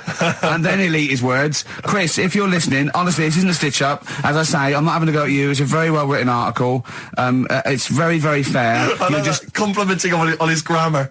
Yeah. It's a very well-written article. No, I'm saying we're not having a go. You've typed that beautifully. It's not like he slagged us off. I would just love him to meet Karl Pilkington. People in the street come up to me and say, is Karl like that? And I so want them to meet him. Yeah. Or maybe he can send in, if he's online, he can send in 5 subjects for Karl to talk about that we couldn't possibly know about, just so he knows that we just really do throw things at Karl and that drivel comes out. Imagine if it was scripted. But anyway, so Chris Campling, or anyone who knows Chris online, get him to email us and with 5 subjects that Karl can talk about. That's a good idea, isn't it, Karl? It is like I'm the Elephant Man the way I'm being treated now. Just sort of like... I scripted that. I wrote that joke last night. Are you sure? Or was it yours? I don't know. Karl enters and says, I'm like the Elephant Man. Hang on, let me just check the credits on the script. I'll tell you what though, Steve, that I found out about the Elephant Man when I was talking to Ricky. What? You know the only bit that was normal on him? Oh yeah, no, it was in the film. You know that bit in the film? I was watching it one day, it was on, and I said, look, your favourite film's on. And it came to the bit where he was being exhibited, and he was naked behind the screen to all the doctors. Go on, what did you say? And there's a bit where he goes, and strangely, the only thing that is normal are his genitals. They're untouched by this disease. They are totally normal. Right, what did you say? It's a bit annoying, isn't it? It's like the only bit that you'd want as an elephant. The only bit you'd want that was like an elephant. Yeah, no, I can see that. And he said, and he got the head. So other stressful things. But so anyway, what's the Auntie Nora thing? Sorry, Auntie X. Auntie X. What did she? Yeah. Why is she upset? Well, he mentioned her in Zoo. He did this thing for Zoo magazine, and he mentioned about when he looked up her dress. She had by accident. Remember? You were going around looking up your elderly relatives' dresses in case they weren't wearing... For people who've not heard Karl talk about this in the past, just explain quickly again what we're talking about. Right. He didn't want to talk about it at all. When I was a kid, right, Auntie Nora used to come round. My auntie used to come round. As if there's any ambiguity now. Yeah. My auntie used to come round and stay, right? And I'm sat on the floor watching the telly, right? She sat on the sofa with a caftan on. I turned round, right, and it was there. It was looking at me, right. And we've mentioned this, and Ricky sort of said, "What did it look like?" And a split tennis ball came to mind. That's what we talked about, right? So anyway, Zoo magazine, when they did the interview, and she's the one that used to put a valance on everything, isn't it? Well, not everything, obviously. So anyway, so I've done this. So you did an interview in Zoo. Yeah, and like they said, do you, again, it was like, do you plan stuff and do you worry about stuff when, after you've done the show, you're worried you've upset anyone? And, I was saying, really, I forget people are listening. And, we're just having a chat with mates and that. I said, but now and again, I do worry, when I'm on my way home from the show and that, and I'm thinking about what we've talked about. And I was saying, the Auntie Nora incident. Yeah. Incident? Like Watergate? Yeah. And anyway, so this was in there, right? And I was saying in the magazine, but I think I got away with it. She doesn't listen to the show, but, and I don't think she reads Zoo magazine, so... She's more of a nuts woman. Sure, yeah. So, anyway, so my mum called up the other week, right? And she goes, wish you wouldn't, talk about Auntie Nora and that. And I was like, oh, so how do you know about that? She goes, well, one of your cousins have called us up and said they've read the article about it. So yeah, that's why we don't want to talk about it, really. So he stitched you up. So do you know what Auntie X is made of this? Do you know if she was upset or not? Well, she doesn't know about it. Because I mean, maybe she's always thought it looked like a split tennis ball. Maybe you're just in sync, you know, because you're relatives and stuff. Maybe she knew instantly. Even if you hadn't named her, she'd have thought, hang on, I farted for 5 minutes once. Yeah, that's not going to be ambiguous, could well is it? be me. If you hear sort of like someone who farted for 5 minutes and's got found like a split tennis ball, you're going to go, I wonder if he means me. Yeah. You're going to remember or that. Auntie Jackie. It could be Auntie Jackie. Oh, God. And he got in trouble, you know, last week when he was going to the wedding. Let's talk about that in a bit. Okay. Yeah. Is that a cure? I love it. In Between Days, XFM 104.9 with today's Steve Much and Karl Pilkington. The Cure, In Between Days on XFM. So, Karl, you were going to a wedding last week. Was it last week or the week before? No, it was last Saturday night. Yeah. And he said, looking forward to it. He went, no, it's going to be boring. Suzanne was listening, knows that the couple were taping the show. So she had to get in there before you, didn't she? She went up to him and said, look, when you're listening back to the show and he says it's going to be boring, he didn't mean you, he meant weddings in general. I love the fact she has to run around and clean up after him. It's great, isn't it? How was it? Do you not like weddings? You're not a fan of them? They're only good for the people involved, aren't they? What are you talking about? You're getting free food, free booze, free music? Yeah, but it's not. It's just all hanging about, and there's loads of people there you don't know. Absolutely, I agree. Do you know what I mean? You've got to make an effort. Yeah. And even the bit that was important, right, when they were getting married, right, there wasn't enough chairs, because it was, you know, all the family gets the chairs, don't they? So I was sort of stood at the back. Stood at the back and that, watching, and I couldn't hear what was going on, because a woman was breastfeeding the baby. Oh! But what, how loud was this baby going away? You couldn't hear what was going on? So it was slurping and that, and she was like, I just thought, how hungry is it? Could it not have waited? Because you've all got to wait for the buffet or whatever That's the later. only I know. But also just in this Well, there was day and two, age. wasn't there? Why didn't you always... The only thing that annoys me with weddings is the gift. It's the gift thing. Because, like, you buy these gifts, right? You spend a little bit of money, maybe. You know, I like to be a little bit lavish if I go into a wedding. Oh. Well, no, come on. You get a gift, right? You package You're it having a up. laugh. And I don't know about you, Rick, but I like to see the response. When I give a gift to someone, I want to see the feedback from that. You know, this is very much... You know, I want to see what it is that's Jane bought them on you know, and exactly. put my name to it. Yeah. Because sometimes I have to, thanks for the... I go, oh, no worries. No worries. No worries. Yeah. But, you know, certainly, I mean, we talked about it before, but certainly, you know, it's the amount of money spent and the amount of time given to the gift should be correlated by the amount of the response you get. Absolutely. If I give a book token, a shrug is fine. But if I give, you know, anything sizable, I want them to be showing it to friends. If it's a bar, I want them to show it to the barman, other You people, want to go, strangers. look what Steve Merchant got me. Yeah. He's the greatest man in the world. Yeah, exactly. Yeah. You go to a wedding, you turn up with a gift, you could have spent, you know, upwards of £15 on it. You turn up, you walk in, you say, excuse me, where's the bride and groom? I want to give them this gift. And some bloke, normally the brother-in-law, says, oh, no, or no, the no, no, no. brother-in-law's mate. Yeah, sorry, they're too busy to see you right now. Just stick the gift on this big table with all the other ones. Yeah. And they'll get back to you In a week. It may be 6 to 8 weeks after the honeymoon. They maybe write you a note. They won't thank you personally. They'll write you a note. It'd be a general thank you. It's And a general thank you. Your name in different type. Yeah, but it might have some vague reference to, you know, to what you did, but it won't Yeah. really be personalised. Yeah. The set of mugs, again, will be in different type. Exactly. Thank you, Steve Merchant, Yeah. for your wonderful gift. We love mugs. Yeah, yours. Yeah, exactly. and a photocopied signature. Exactly, yeah. Yeah, it's not right, is it? Oh, dear. And also, of course, as well, if there's a baby involved, you know, perhaps they had a kid out of wedlock, What and do you that's mean? why they're getting married. There's normally the little baby signature as well. Like, I hate that. Like the baby signed it. From Paul and Sharon and little Billy. Be Ben these definitely days. Ben. I reckon. What do you think, Carl? How was the wedding, by the way? Did you It was buy a just- gift? Suzanne sorted something out. Yeah. What? I don't know. Oh, actually, no, we're going away, having a week away with them. That's your gift. Yeah. What Yeah, you we're going buy- away. No, we're going away to Cornwall or something, and yeah, that's it. We've sort of paid for a place to stay and coming along and that. And their gift is to spend a week with you in a confined They'll space. love it. They'll have a great time and that. Will they? Yeah, it's fine. Can yeah. I get a pen? I'm making a note of how many times you say "and that" during today's show, and so far there's 3. I've noticed 3. I'm just going to... I need to make a note because I think we can have a competition here. If you can predict how many times he's going to say "and that," the closest one wins some of the crap DVDs that we've got on offer. Which Hold on, tell me we've got lad of 49. Definitely. XFM. Landed Ben Folds on XFM 104.9. We've had an email, Rick, from Simon Whittaker. He says, he's throwing the question to Carl. Have you seen the video for that Ben Folds song where there's apparently a monkey working the sound desk and shifting the piano? So, yeah, you want to check that out.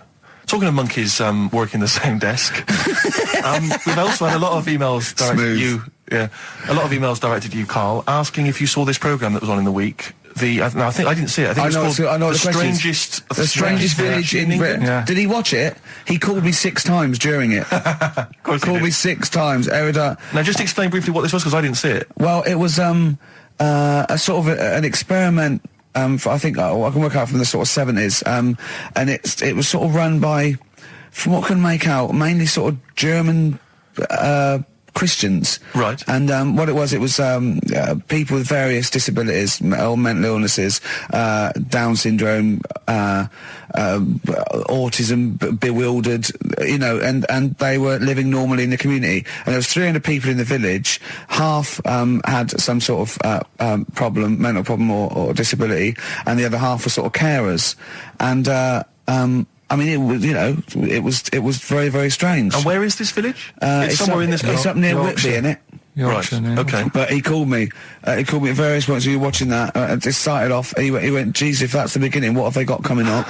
Then there was 2 fellas, and the phone rang, and it went, "What is going on?" And it was 2 blokes who had created their own language. Okay. And they were going, "What and you go, "What and it was an interesting program. I love documentaries like that. But what made it twice as good was that I knew that Carl was getting confused. Yeah. There was one bloke that went round interviewing people, and he'd just have a string of questions, and he'd go, "Have you ever had curly hair? What's your favourite animal? Have you ever seen a badger?" All right. And Carl was getting stressed. It was stressing me out. Because he was trying to think of the answers quickly enough. He was sort of saying, do you like mosaics and that? And I was like, "Oh, do it." And the next question was coming in. It was like Mallet's mallet. You know, that sort of that word association thing. I was stressing me out. But he said he wanted to go there. He actually said, "Oh, could I go for a holiday there?" And I went, "Well, I doubt that. I don't know. Maybe you could go on a visit." That would be great, wouldn't it? For Carl to walk in there. But the thing about it would be like Carl would be the ruler. He'd be the king. It would be that in the kingdom of the blind, the one-eyed man is king. I mean, he would just dominate. I don't know. There were some of them were quite clever. Really? Yeah, I don't think he'd. I think he'd probably be average. Yeah. I don't think he'd. Okay, he'd just blend in. No, I don't think he'd shine. Yeah. Because a lot of them were quite good at some things, weren't they? He didn't like the angry bloke who punched him. There was this really sort of sweet Down syndrome woman called Nan, and she hadn't hung her coat up, and this angry bloke was going, "If you don't hang your coat up, I will." And he punched her, didn't he? Yeah. And poor Nan got it in the neck from everyone. There was another woman bullying her, wasn't he? Yeah. But you like the little the little Down syndrome fellow with the woolly hat who was helping that woman. If I went there, he's the one who had sort of hunt down and say, "Come on, let's go for a pint" or something. Sure. But incidentally, do you like mosaics? We didn't establish that.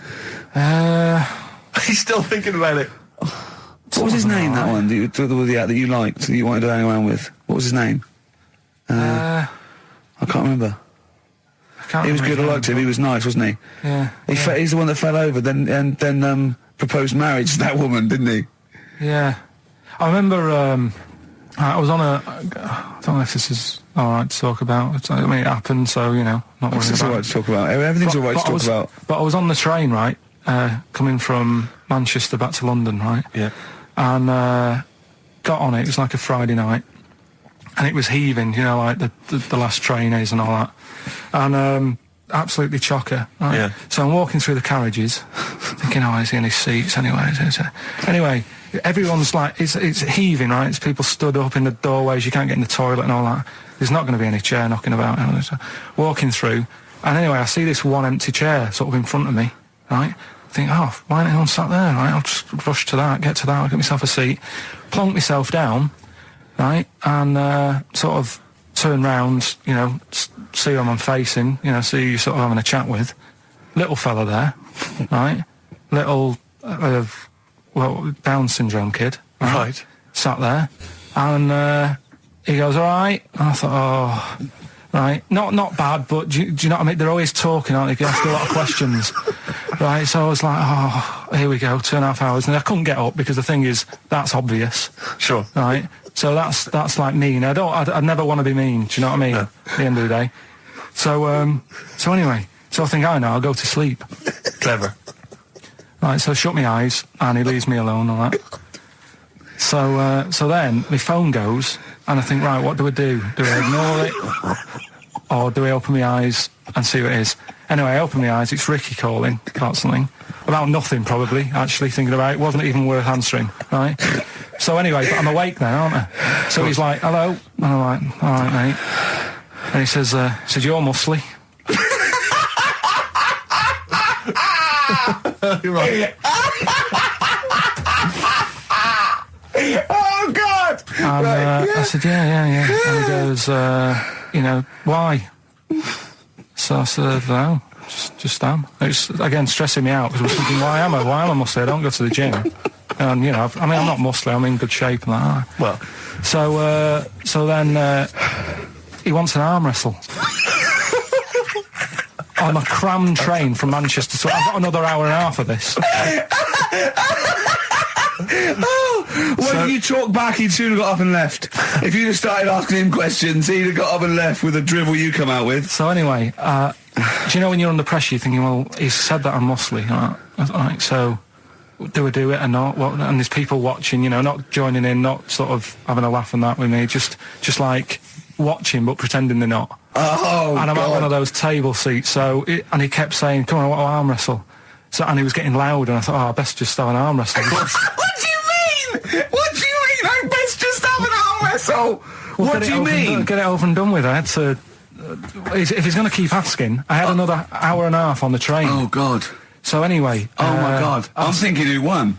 Well, I'm thinking, were people putting bets on? How was it working? It was stopped, and just as well, really. What do you mean it was stopped?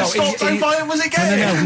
No. He was winning. I was struggling a bit, right? Yeah. And he was really like, taking my arm down. And then he sort of let go and started laughing. And I thought, thank God he let go because I would have made. You know what I mean?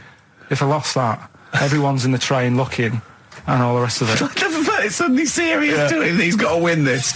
Anyway. Pilkington. But then he just, then we were chatting about favourite food and that. He likes sausages. And I said, he said, do you like sausages? I said, yeah, they're all right. I like a bit of Chinese and that as well. And he was saying, I can't have Chinese. Not allowed Chinese. Why? Don't know. He just said, it's not allowed to have it. But yeah, I had a good long chat about stuff and that. But So you enjoyed it in the end? in the end, it was all right. Yeah, it's just... What do you expect? Okay. No, but it's that thing, isn't it? It's whenever you're faced with something different, Yeah. it's always awkward, isn't it? And that's the thing. You're talking about him now, are you? And I think I did all right because everyone else was ignoring him. But I Yeah. probably made his day pretty good. Yeah. We were a nice bloke. I like the idea that newlywed couple are probably thinking that's going to be a similar journey down to Cornwall. Rick, I know you like to occasionally share your musical tastes with the audience, Yeah. and just talk about what you're raving about at the moment. Yeah. But I can't get enough of this Bright Eyes album. I'm wide awake. It's morning. It's brilliant. Beautiful. It's beautiful. There's so many great tunes on there. It's one of those albums where it actually holds together as an album. You want to listen to it from the beginning to the end. It's dynamite I'd stuff. say go out and buy it. if Oh, you're I listening recommend it to anyone. Talking of going out and buying stuff, Rick. Remember? Well, you wouldn't know about that. Well, no, this is why I had to put out that appeal for free stuff. And, we did mention that at the beginning of the first show. Yeah. Because, we don't tend to get sent a lot of the usual kind of treats that a lot of radio stations and radio DJs get sent. Certainly, we never get sent music, Rick. I mean, we're probably one of the only DJs on this That station aren't that's allowed to playlisted. play their own records. We're totally and unplaylisted. no one ever sends us any I know, records. it's unbelievable. But we do get sent now, I'm pleased to say, some other stuff. And people on. are now beginning to see that, yes, if you do send us stuff, we will shamelessly plug it. We've just been sent the book of British hit singles and albums. That's a proper the new gift. edition. A great gift. That there. is not a CD from an unknown band who pressed it in their garage. Yeah, exactly. That is not a, will you review this book I've done about the history of punk? That is a lovely... I could easily give that as a gift at Christmas time and someone would think that... Now you're thinking, Exactly. you're thinking you've saved 25 quid there, Easily, aren't you? easily. Well done. Well, look, I mean, it's a lovely day, and if anyone's thinking of having a barbecue, could I suggest a lovely Banrock Station wine? Okay. If you don't know about, let me tell you about this. You know Tony Charlie, the manager of Banrock Station. Oh, yeah. Well, he comments, being an Australian wine brand, we are very much pro the outdoor way of life, enjoying a barbecue with a bottle of wine amongst friends. Here. I agree with Tony Charlie, and it's a lovely, Now, lovely do they do fruity both little. red and white wine? I think they do, but I mean, I love the full-bodied taste of the Banrock Red with maybe a fish dish. Absolutely. Although I've made an error. What am I doing drinking red with fish? Oh, come along. I'll tell you, if you've perhaps finished the barbecue, but you've got some guests around, the night is, it's still a balmy evening, perhaps you'd care for some Hope and Greenwood confectionery. I would love some. What sort of things are involved in Well, that? you've got some delicious chocolates from Hope and Greenwood. They do make, and they, as you can see here, there's a wonderful presentation box. That is lovely. So if, again, you need perhaps to take a gift to perhaps a wedding or, someone else's kind of barbecue party, then, I'd have thought a lovely bottle of Banrock Station and some Hope and Greenwood would be the ideal. And if you've got anything to shamelessly plug, we've only got 2 weeks left, so please send things that are worth it, things we can drink, eat, Please do send it in soon.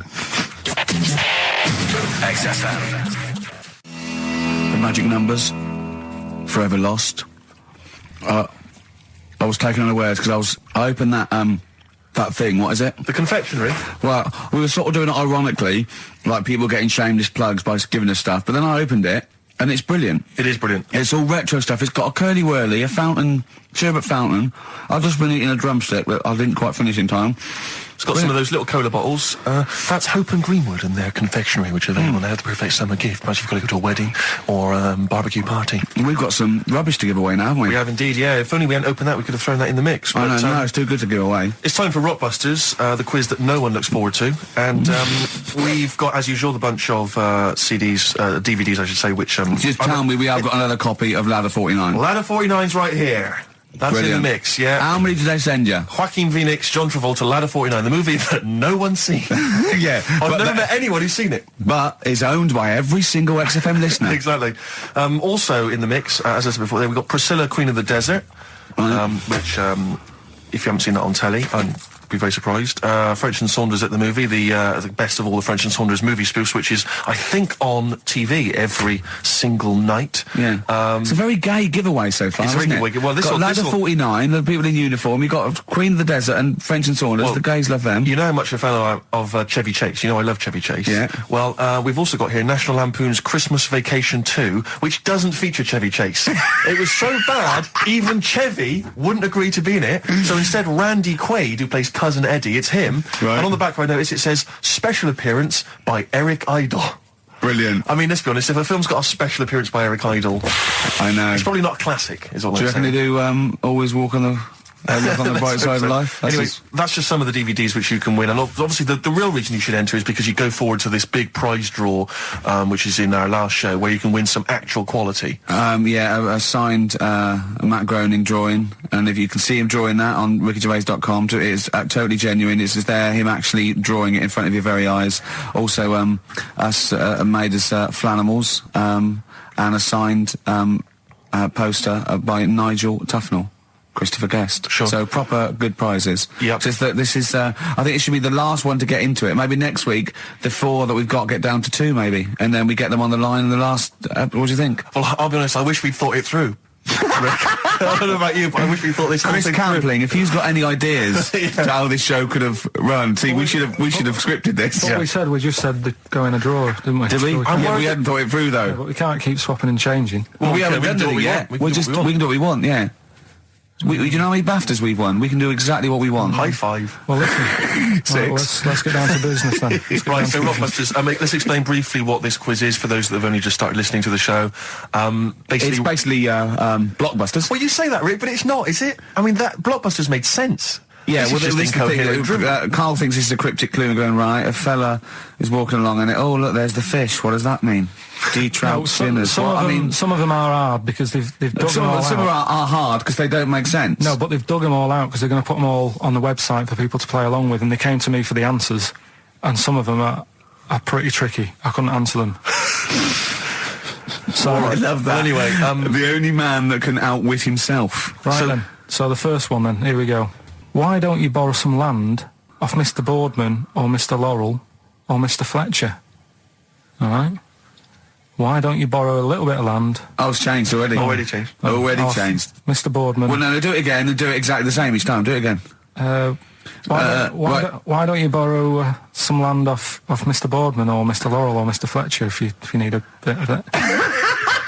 What's changing? Okay, and what are the initials? Right, LS. LS. That's a band or an artist. Who am I talking about? Second one. I'm gonna.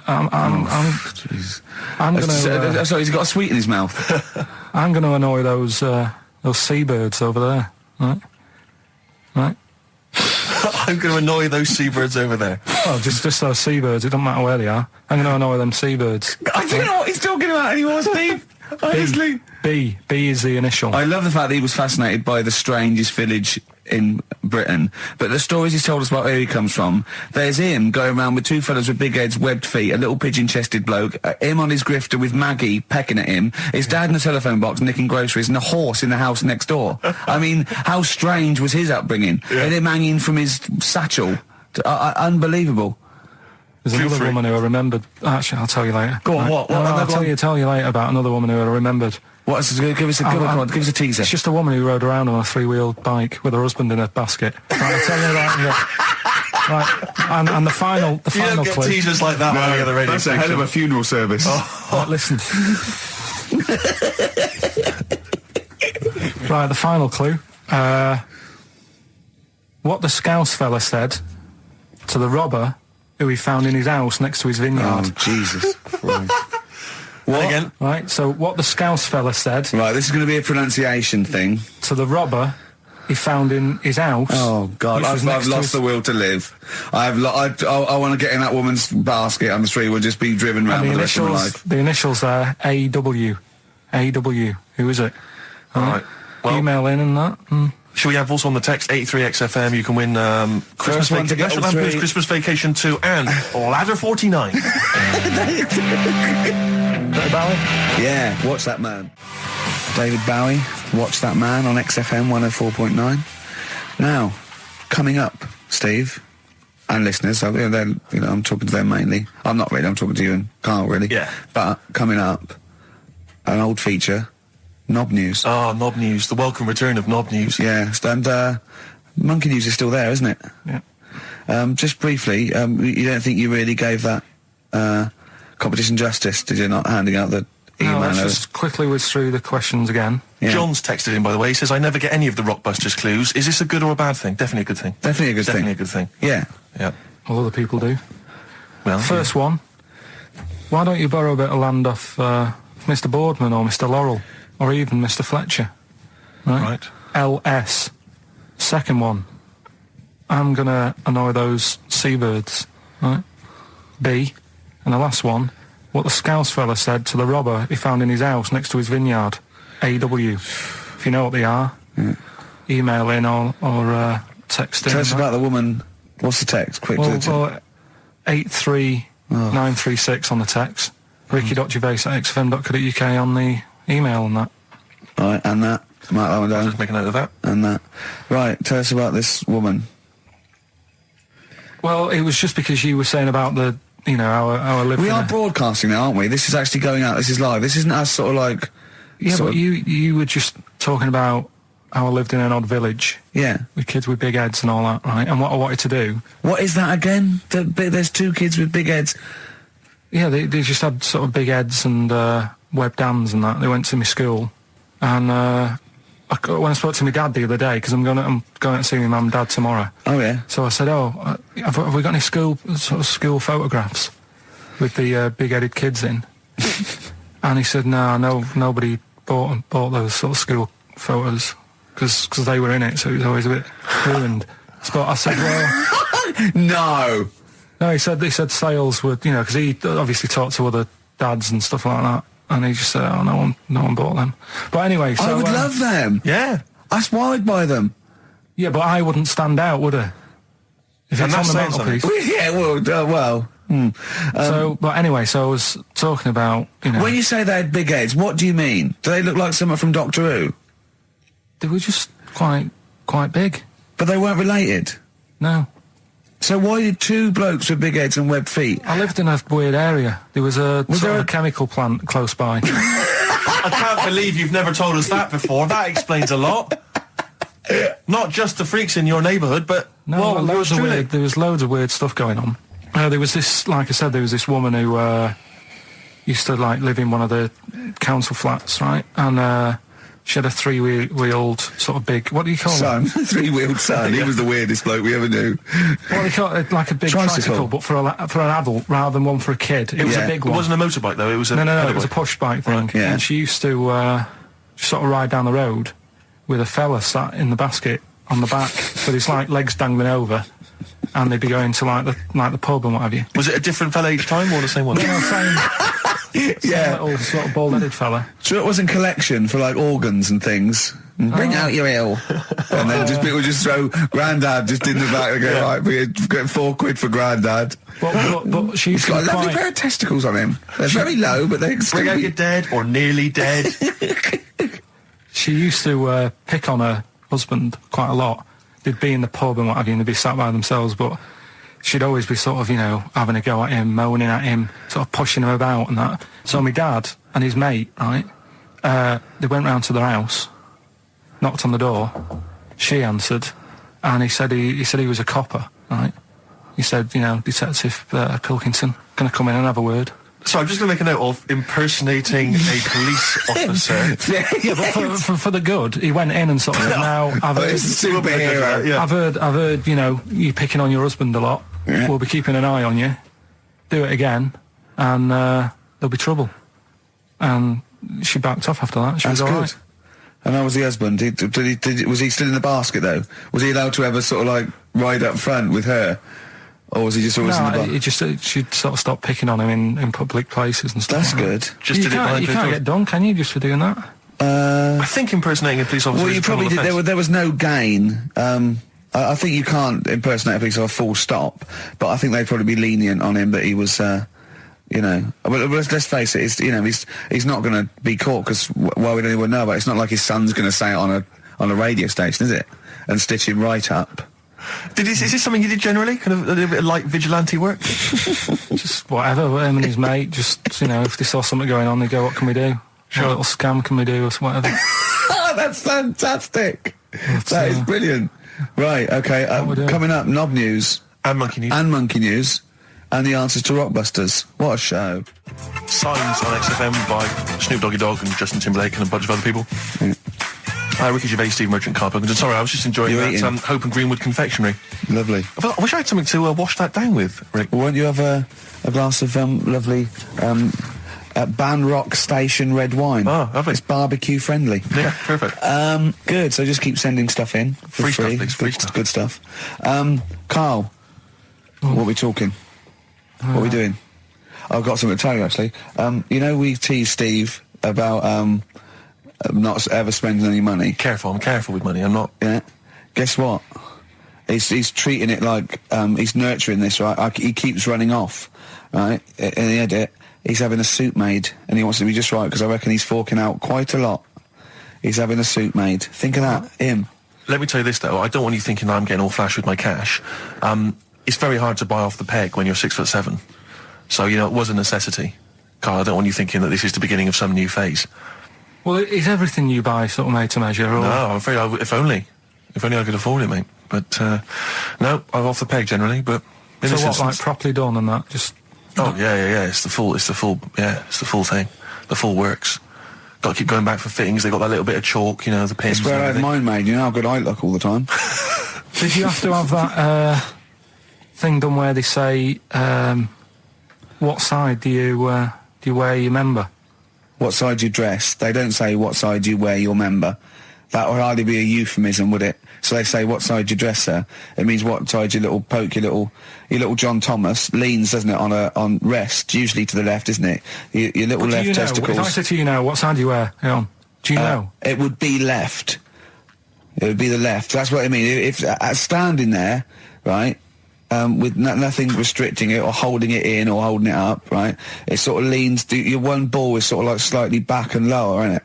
And your little John Thomas rests there, so it's left. And the reason they ask it is so they don't put the tape measure up on the left and squash your willy or touch your willy. So it's nothing to do with like, well, you'll need a bit more room of sort of more material on that side, or... Well, no, I don't think they compensate. It's just when they put when they stick that up into your groin, they don't want to come in contact with your little... The thing is, I don't know what side I wear stuff on. I just sort of pull my pants up and wherever it wants to go that day. But maybe it's not big enough to sort of make any, real decision. But, like now, I'm sat here, right, with my jeans on. I don't know where I am. Well, that's clear from hearing you talk. No, but what I mean is, if a fella said to me, what side are you, what side do you member on? Member? What is this the use of the word member suddenly? I'd go... Well, it's usually not appropriate, and also, I imagine in the old days they had big baggy pants that used to sort of like hang down, and now, like with those stretchy boxers and briefs, it's sort of held up in a nice neat little parcel, isn't it? So it's probably not appropriate. It doesn't come in contact with your little snake. So, did you ever, have you ever heard that? Are you telling me a tailor has asked you that and you went, what do you mean, mate? No, I've never, I've not really had one made to measure. I had one made when I was a kid, but since then I've sort of bought a suit off the hook. But when you were saying about buying a suit, I know that question sort of crops up and I don't know what the answer is. It just annoys me the way I don't know, there's no surprises anymore. Do you know what I mean? People know. What do you mean? He's going to go, right, I'm going to measure you now. Which side shall I measure? Go, well, pot luck, go on, have a look. Right, there you go. Oh, you got it. You checked me out. What do you mean there's no surprises anymore? What are you talking about? Everything you say is a surprise. Everything you say. Every opinion you have is a surprise to me. What I mean is, why aren't people just happy just to go, well, depends, doesn't it? I'll just pull the pants up wherever it wants to go. I'm happy. What do you mean? Why is this such a big issue? But Carl, when they ask you this question, they're not making a note of it somewhere. It's not statistical research to find out what the kind of common leaning is. It's a question so he doesn't touch it when he's using his tape measure. Just be careful. But he is being careful by asking the question. But what's wrong with him touching it anyway? If he's, it's only a slight... Fair enough. But if he just sort of, knocks it a little bit, you can just go... Do that again? To me, it's the same as the prostate thing. It's just happening all over again. But the doctor doesn't go, what side's your arse on, sir? Trying to avoid the arse. He wants to go, he knows where your arse is and he's aiming for it and he wants to get it up there. He's aiming for it for a good cause. This little fella's going, well, I've got to measure his leg. I don't want to touch the knob. I'll just ask him, sir, do you mind telling me where your cock is so I can avoid it? It's a big difference. But like I'm saying to you, I'd have to have a look first to let him know. I don't know where it is now. I don't know. It could be the left, could be the right. Are you telling me you don't know where your knob is without now? looking? Well, what do you mean without looking? How could... Well, you're saying it as if like... Should we have a guess? Well, have a look and tell us where it is. What are you wearing? What sort of pants are you wearing? I've got my jeans on. But you got pants on underneath them? Yeah. What are they? Briefs or boxer shorts? Boxer shorts. Boxer shorts. Well, it's probably free, but the jeans are probably strict knit. I think it's probably either in the middle, dressed in, or just slightly to the left. Have a look. We'll tell the listeners after the break where's Carl's knob. It's a good competition. Oh, brilliant! We've got to send this to the Sony Awards people. XFM. Run, Snow Patrol on XFM. Well, big question. Where was Carl's knob? That's what people have been hanging on for. Yeah. Where was it? Well, I can't believe people have been texting in. Hey, what, guessing where it is? People saying, is it in the middle? Is it in the left? It cost them 10p. It cost them 10p to find out. Just wait, I'm going to give out the answer. You don't win anything, right? Like, strike it lucky. Right? Bottom or middle? Right. It was to the left. Oh. Yeah. I went with the right. That's annoying. See, I thought it would be to the left. If not, maybe if it was all scrunched up, sitting on your lap, right, it might just pop up to the middle. Just pop out, like, Well, next week we'll be finding out where yours is. Where's Ricky's bollocks? Right then, which leads us nicely into... Knob news. Oh, it's the welcome return of knob news. Right, okay, it's very much like the news at 10, this, isn't it? I do a bong, or in this case a schlong, and he gives me the headlines, the knob news of the day. The big, where have you collected all this knob news? Was there a lot of knob news this week? It was mental this week. The amount of stuff. The way it works, you give us the bong. Yeah. I'll give you the headline. Okay. Steve decides which stories we're going to talk about. And now on XFM, knob news. Schlong. Man grows knob on his arm. Schlong. Man gets doctors to make him a second knob. Schlong. Turkish prisoners made hole in cell wall to produce third inmate. Schlong. Doctors accidentally remove man's testicles. So, well, can I straight away go for the accidental removal of the testicles? Well, it's happened before, right? We've talked about that before. How did what did he go in for a tonsillitis? What are they called? Tonsillectomy. And he went in the wrong way. What are you talking about? How can they accidentally remove his testicles? It says he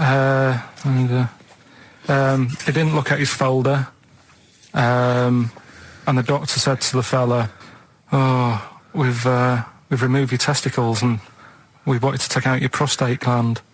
So that's what happened. There's the story. This is what I mean. That's why I don't like going to the doctors. It happens, doesn't it? Because all these sort of it's when they say things like, "Oh, it's just we do loads of these operations." That's when they're not concentrating. Brilliant. Do you know what I mean? When they say it's procedure, that's like having a boring job that you do every day when you're not going to be concentrating. I prefer them to go, "This is a tricky one, this." I know what you mean. I sort of do know what you mean. People, you watch TV programmes about, like, you know, removing someone's second head or whatever, and there's like the best surgeons from all over the world. It's televised. They can't make a mistake. They can't go, "We took his legs off by mistake." Whereas the fella who's having a prostate's like, "Oh, do you want to do it? I'm sick of doing that."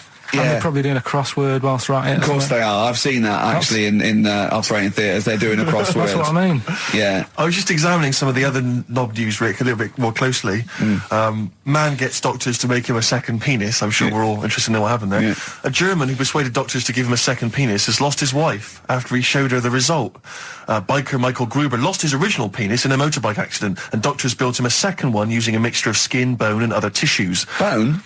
Apparently, the penis worked so well that he was even able to father a child with his wife Bianca. But Gruber was still not happy and asked doctors to repeat the operation and build him a better organ, to which they agreed. From his hospital bed, he said, "I've got 2 penises, but no wife. I'm hoping when I get rid of one of the penises, I'll get her back." What do you mean? Sorry, he had 2 put on. What side does he wear? So he's had both. So he's had 3 then. Yeah. This is probably the thing that happened with Hitler when he had 1 ball, but he had 3 at one point, didn't he? So he just get one in the other ball, gave his mum one, and got the other one. Man grows penis on his arm. I mean, why people are constantly losing their penises around the world? I've no idea. But why? I didn't realise it was a bit. What do you mean why on the epidemic. arm? It's just a graft, isn't it? Yeah, but put it on like your buttock or your side. You can't wear a short sleeve shirt. Why do they've done that before? I don't understand it. Why not just graph it onto the side of your leg or something where it's high up, close to where it should be? I don't know. To get it used to the environment, like when you were like release a duck into the wild. I've never understood that. If there's a doctor, again, you know, we had a doctor last time. If there's someone who can let us know why they put it on the arm. So they can keep an eye on it, presumably. He's not going to work with this knob on his arm. He's probably in a hospital bed and under examination. Right. So what do you think? They pop the knob on the arm, say, "Come back in 3 weeks." What do you do, by the way? "I'm a mechanic. Keep the knob, keep the long sleeve shirt," because the blokes go, "Why have you got a knob on your arm, mate?" What are you talking about? He doesn't go back to normal as a teacher. "Sir, what is it? What is it, Simpkins? You got a knob on your arm. No, don't worry about that. Do your maths." What do you think this bloke's walking around with a big knob coming out of his arm? Why on the arm? So they can keep an eye on it. So it's not Well, if fiddling. he's in bed, just get him to not put any undies on or whatever and just have a little sly look at how it's going. Even in hospital, if you're in a shared, like, little hospital room, people going, "Oh, I've had heart problems. What's your problem?" He's there with his arm out. He's got his knob out. Yeah, but I don't think it counts as indecent exposure when they're grafting a knob on your arm, sticking that up the bed. Imagine if he's driving, he's just got it out the window. People driving by. Yeah. At the end of Is that bloke giving me the finger? At the end of the man grows penis on his arm story, it says, a Moscow surgeon said the man will be able to have sex in a few months. He said, women will never suspect. But what kind of a doctor talks like that? Yeah. I'll tell you, it's his cock now, seriously. The birds will never know. He'll be able to go berserk. Yeah, They'll never realise we grew it on his arm. That is unbelievable. Will he have a little scar on his arm, do you think? Yeah, I don't get it. Like I say, 83936 if there's a doctor out there. Or indeed, if you've ever grown... Or a tailor. Making you a shirt. What side do you wear your cock on, sir? It's my left arm. What's this? Bit of stones? Yeah, beautiful. Lay it on me. Wild Horses by the Rolling Stones on XFM 104.9. Well, I think the listening public would have enjoyed knob news there. Oh. So, I mean, there was a lot of knob news this week. I was surprised. You know, I would have thought it would be hard sometimes to get knob news together, but... I would have thought it would have been part of a bigger news programme, but, I mean, I don't think we'd dedicate a whole sort of, like John Craven's news round. Yeah. A whole 5 minutes to knob-related news. Yeah. There was other news, was there, in the week at all? Carl, it wasn't just all knob-related, you didn't just research. No, they're the ones that sort of stand out. There was Christ on a crisp. Right, what's that? That's obviously a crisp that someone vaguely thinks looks a bit like Robert Powell. Yeah. Yeah, what a load of twaddle, yeah. There was a bloke who can blow up balloons using his ears. What do you mean? Look at him. Just, well, it's all connected, isn't it? That's, you're just redirecting it, aren't you? Pointless, though, isn't it? It is pointless. No, I'm sort of downplaying it like it's no big deal, but it is pretty impressive. It's not. When was the last time you blew up a balloon? Oh, I don't know. That's what I mean. It's not needed. It's not impressive. That's what I mean. That's why. But you could say that about any form of sort of like bizarre entertainment. I don't think you have to hang yourself from hooks, but a lot of people go and see Jim Rose Circus. I mean, I wouldn't. I don't see the... But would you go and see that? What, a man blowing up balloons did? No. If it was a mate of mine, I'd go, do that thing you can do. To a group of new friends, I'd go, all right, then I'd get on with it. You know, to me, it's below an average card trick, doing something like that. Apparently, though, he does make balloon animals with his penis, so... Which is pretty good, isn't it? Him up with his ears. So. It's always a snake. Leads So it's not a snake. I go, yeah, well done. Back to the news.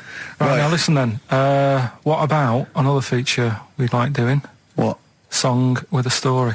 Okay, he's been working on this, hasn't he? Yes, hasn't he? He's like a producer, isn't he? Yeah. But with a completely round head. Just I was saying that, you were saying I don't like music, but I'm saying I do if I can hear what they're singing about, and there's a reason to sort of listen to it. Have you turned into 50s dad? What is this? No, but it's like, it's nice to have a song where you go, I can't turn it off because I need to know how it ends. You know what I mean? It's like a mini... Great. It's like a mini film. He can't sit through a film unless it's got a grotesque in it. He can watch The Elephant Man because he's getting a glimpse of this... He's waiting to see the bloke's face. That's all he's waiting for, right? And so 3 minutes is about as much as you can maintain his... well, last week we did Babushka. Yeah. That woman dressing up, sort of tricking her husband, and it sort of backfires and that. Don't know how it ended properly. I don't know if they split up or whatever. But this week... There's no follow-up. Kate Bush isn't now penning the sequel. Right, go on then. So what's this week? Pinball Wizard. Right, okay, what's the story there? It's about this sort of deaf, dumb and blind kid. Right. Who's good at pinball. That's it. So I don't believe he would be good at pinball. But even if he is, it's a lot to give up, isn't it? Just for that. Well, he didn't give it up. No, but it's not like, well, you can't even say to him, oh, a lot of bad news and that, but you're good at pinball. It's just a bit rubbish. I mean, does he even know he's playing pinball? Is what I'm saying. Do you know what I mean? And it's not hard, it's just moving the thing, just hitting the buttons hard. Yeah. It's not like, if he was good at Pac-Man or something, you go, oh, yeah. But it wouldn't scan, would it? Well, I mean, what were they thinking of? What were the Who thinking of when they wrote this? Well, let's have a listen to it. But, you see, now being... He's a Pac-Man wizard. It kind of works. Yeah. He's deaf, dumb and blind, though. Yeah. That's pretty grim, isn't it? It's rubbish, isn't it? Well, don't say that. Oh, that's all right, I can't hear you. No, but it is like, it's just the worst, isn't it? I can't imagine what that would be like. It's pointless. Might be in a tapeworm or something, isn't it? It's just... No, but what I'm saying is, what sort of a life is that? It's horrible. It is a bit like being one of those creatures deep in the ocean. Well, look, can I just answer your questions?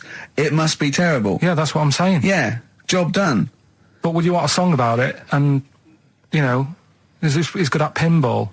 But it's not a real person. We were getting onto the realms of people with disabilities. But he is not a bloke that existed they sang a song about.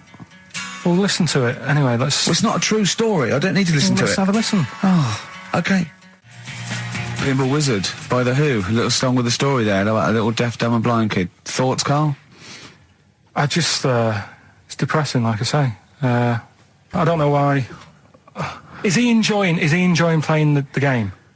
I don't know, let's get Pete Townsend on the phone. Carl, what are you talking about? I'm just trying to... Listen to the lyrics, right? Deaf, dumb, blind kid. He can't hear no bells and bells. He can't see any flashing lights. He plays by sense of smell. Now, I'm pretty sure that isn't a scientific document Pete Townsend is reading out there when he wrote this song. He's making it up. But the thing is, with all songs or stories, there's got to be a little bit of realism to it. What, do you know what I mean? Why bother putting money in it? Just let him hit the buttons if he's happy. That's true. That's a fair point. That is a fair point. That is a fair point. Yeah.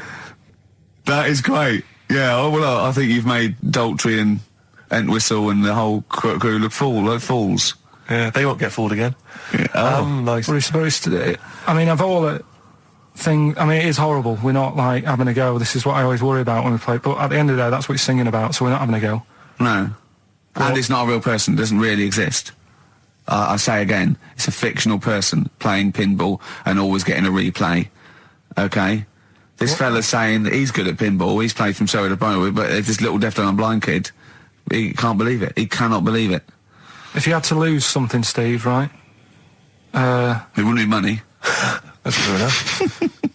Your sight or your ears. What? That's too much. I can't decide. That's too painful. Sight or your ears? What about you? Intuitively, it would be hearing, because I couldn't... No, I think it's got to be sight for me. Yeah. Well, you're always together, so that's all right. Anyway, listen, is it almost time? Well, I've got to ask Carl. I'm sorry, I've got to ask Carl. I'm sorry, go on. Carl, what would you rather be, deaf or blind? When does this question ever really come up? When the doctor goes, well, listen, you've got well, we can either lose your eyes or your ears. Yeah. It's up for you. This is never a decision that has to be made by anyone ever in life. But go on then, would you rather be blind or deaf? It depends where you live. So. I'm not even sure these are PC terms, blind and deaf, anymore. Would you rather use your sense of sight or sight of hearing? Depends where you live. What do you mean it depends where you live? Well, say if you lived in, like, a barren sort of, you know, Africa or whatever, right? Naught to see, right? Sure. So you could lose your sight. Sure. But if you lived in a woman's locker room... Well, if you lived in... quite noisy. Yeah, it's quite noisy. Stop banging that door. Yeah, I'll have my sight, lose my hearing. But if you live in, like, New York, loads to see, but a little bit noisy. Sure. So... Perfect. That is a brilliant answer. Unbelievable, once again. Can we have monkey news? Oh, this show's like one long monkey news, isn't it? When you tune in to hear Karl Pilkington. I don't know. I'll tell you what, why don't we play a little short track? Right, what was short track? What? What is it, Steve? It's Green Day. Green Time Day. of your life. A bit of Green Day. We'll cram in the monkey news. We'll play the ads. Justin's here. That'll be that. Right? Go on. That's what we'll do. Green Day on XFM, 104.9, Ricky Gervais, Steve Merchant and Karl Pilkington. We need the answers quickly, Karl. Rockbusters. We're running out of time. We've got Rockbusters and monkey news to come in this fun-packed show. Give us the clues. Give us the answers. Right, the first one was, why don't you borrow a little bit of land off Mr. Boardman or Mr. Laurel or Mr. Fletcher? Go on, right, sure. What am I getting at there? The initials were LS, right? Lease a Stan's field, right? Because you're borrowing it, that's leasing it. It's Stan Boardman, Stan Laurel, and it's a field and that, isn't it? Second one, I'm gonna annoy those seabirds. That was B. What you doing when you're annoying a bird? You're bugging it. What's a seabird? A gull. Buggles, right? Bug gulls. I don't know where to start, mate. Right, don't worry about it. I don't know where to start. If we had more time, don't worry. I'd throw him out of a window. Right. What the Scouse fella said to the robber he found in his house next to his vineyard. Go on then. That was A.W. Yeah. That was A, me Winehouse. Right? What? A, me Winehouse. What? A, me Winehouse. What do you mean Winehouse? It's a vineyard. It's a cottage in a vineyard, so that's like a winehouse. Say it again. What's the clue again? Amy Winehouse. Well, yeah, but what do you mean? Amy. Why is he saying? Why is it a robber? Because the robber's getting in, and he's sort of saying, "Hey." But what's the robber got to do with it? Why is it just a normal bloke? I don't say. Why is he saying Amy Winehouse? Why is he saying that? He's saying to him, "Hey, get out." Well, no, you didn't say, no. I saw it. Her name isn't A, get out me Winehouse. Her name is, her name isn't A, get out me Winehouse. Gavin Thompson got them all right. He's in Edinburgh, so he's winning ladder 49 and that's safe. That's on the way. And he's going into the prize draw to win those. This better be a good monkey news, Carl. That's all I can say, because that was drivel. Amy Winehouse. Play the jingle. Oh, chimpanzee, that monkey news. Right. There's this monkey, right? Yeah. And it had been, do you know you hear about monkeys being badly treated and stuff like that? Yeah. So, anyway, it goes into this home. It's 14, this monkey. It's called Matty, right? Goes into this home where it's looked after. What do you mean home? Just like, just a little monkey home, right? Okay, so zoo.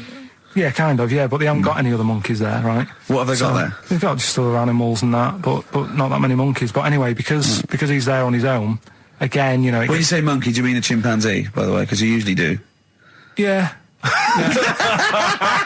I can't believe that journalist thought this was scripted. Amazing. So anyway, yeah. So he gets sort of pally with the people working there and that, and it's smoking fags. It's having a drink at night and all this, right? What do you mean it's having a drink at night? How? It's all here, Steve. I mean, we haven't really got time, but Well, don't say it's all here like it's proof. You've got another stupid story that someone has put onto the internet. Someone sitting at home in their bedroom has put onto the internet. So he's having a fag. He's drinking a lovely glass of Bang Rock Station. Yeah, the wine that's perfect for a barbecue. Yeah. Anyway, it's loving life. It's forgetting about his past and everything, right? When this other monkey comes along, Oh no. Trouble's brewing. Go on. right? That comes in. Something said. Right, forget it then. Forget it. No, forget it. XFM.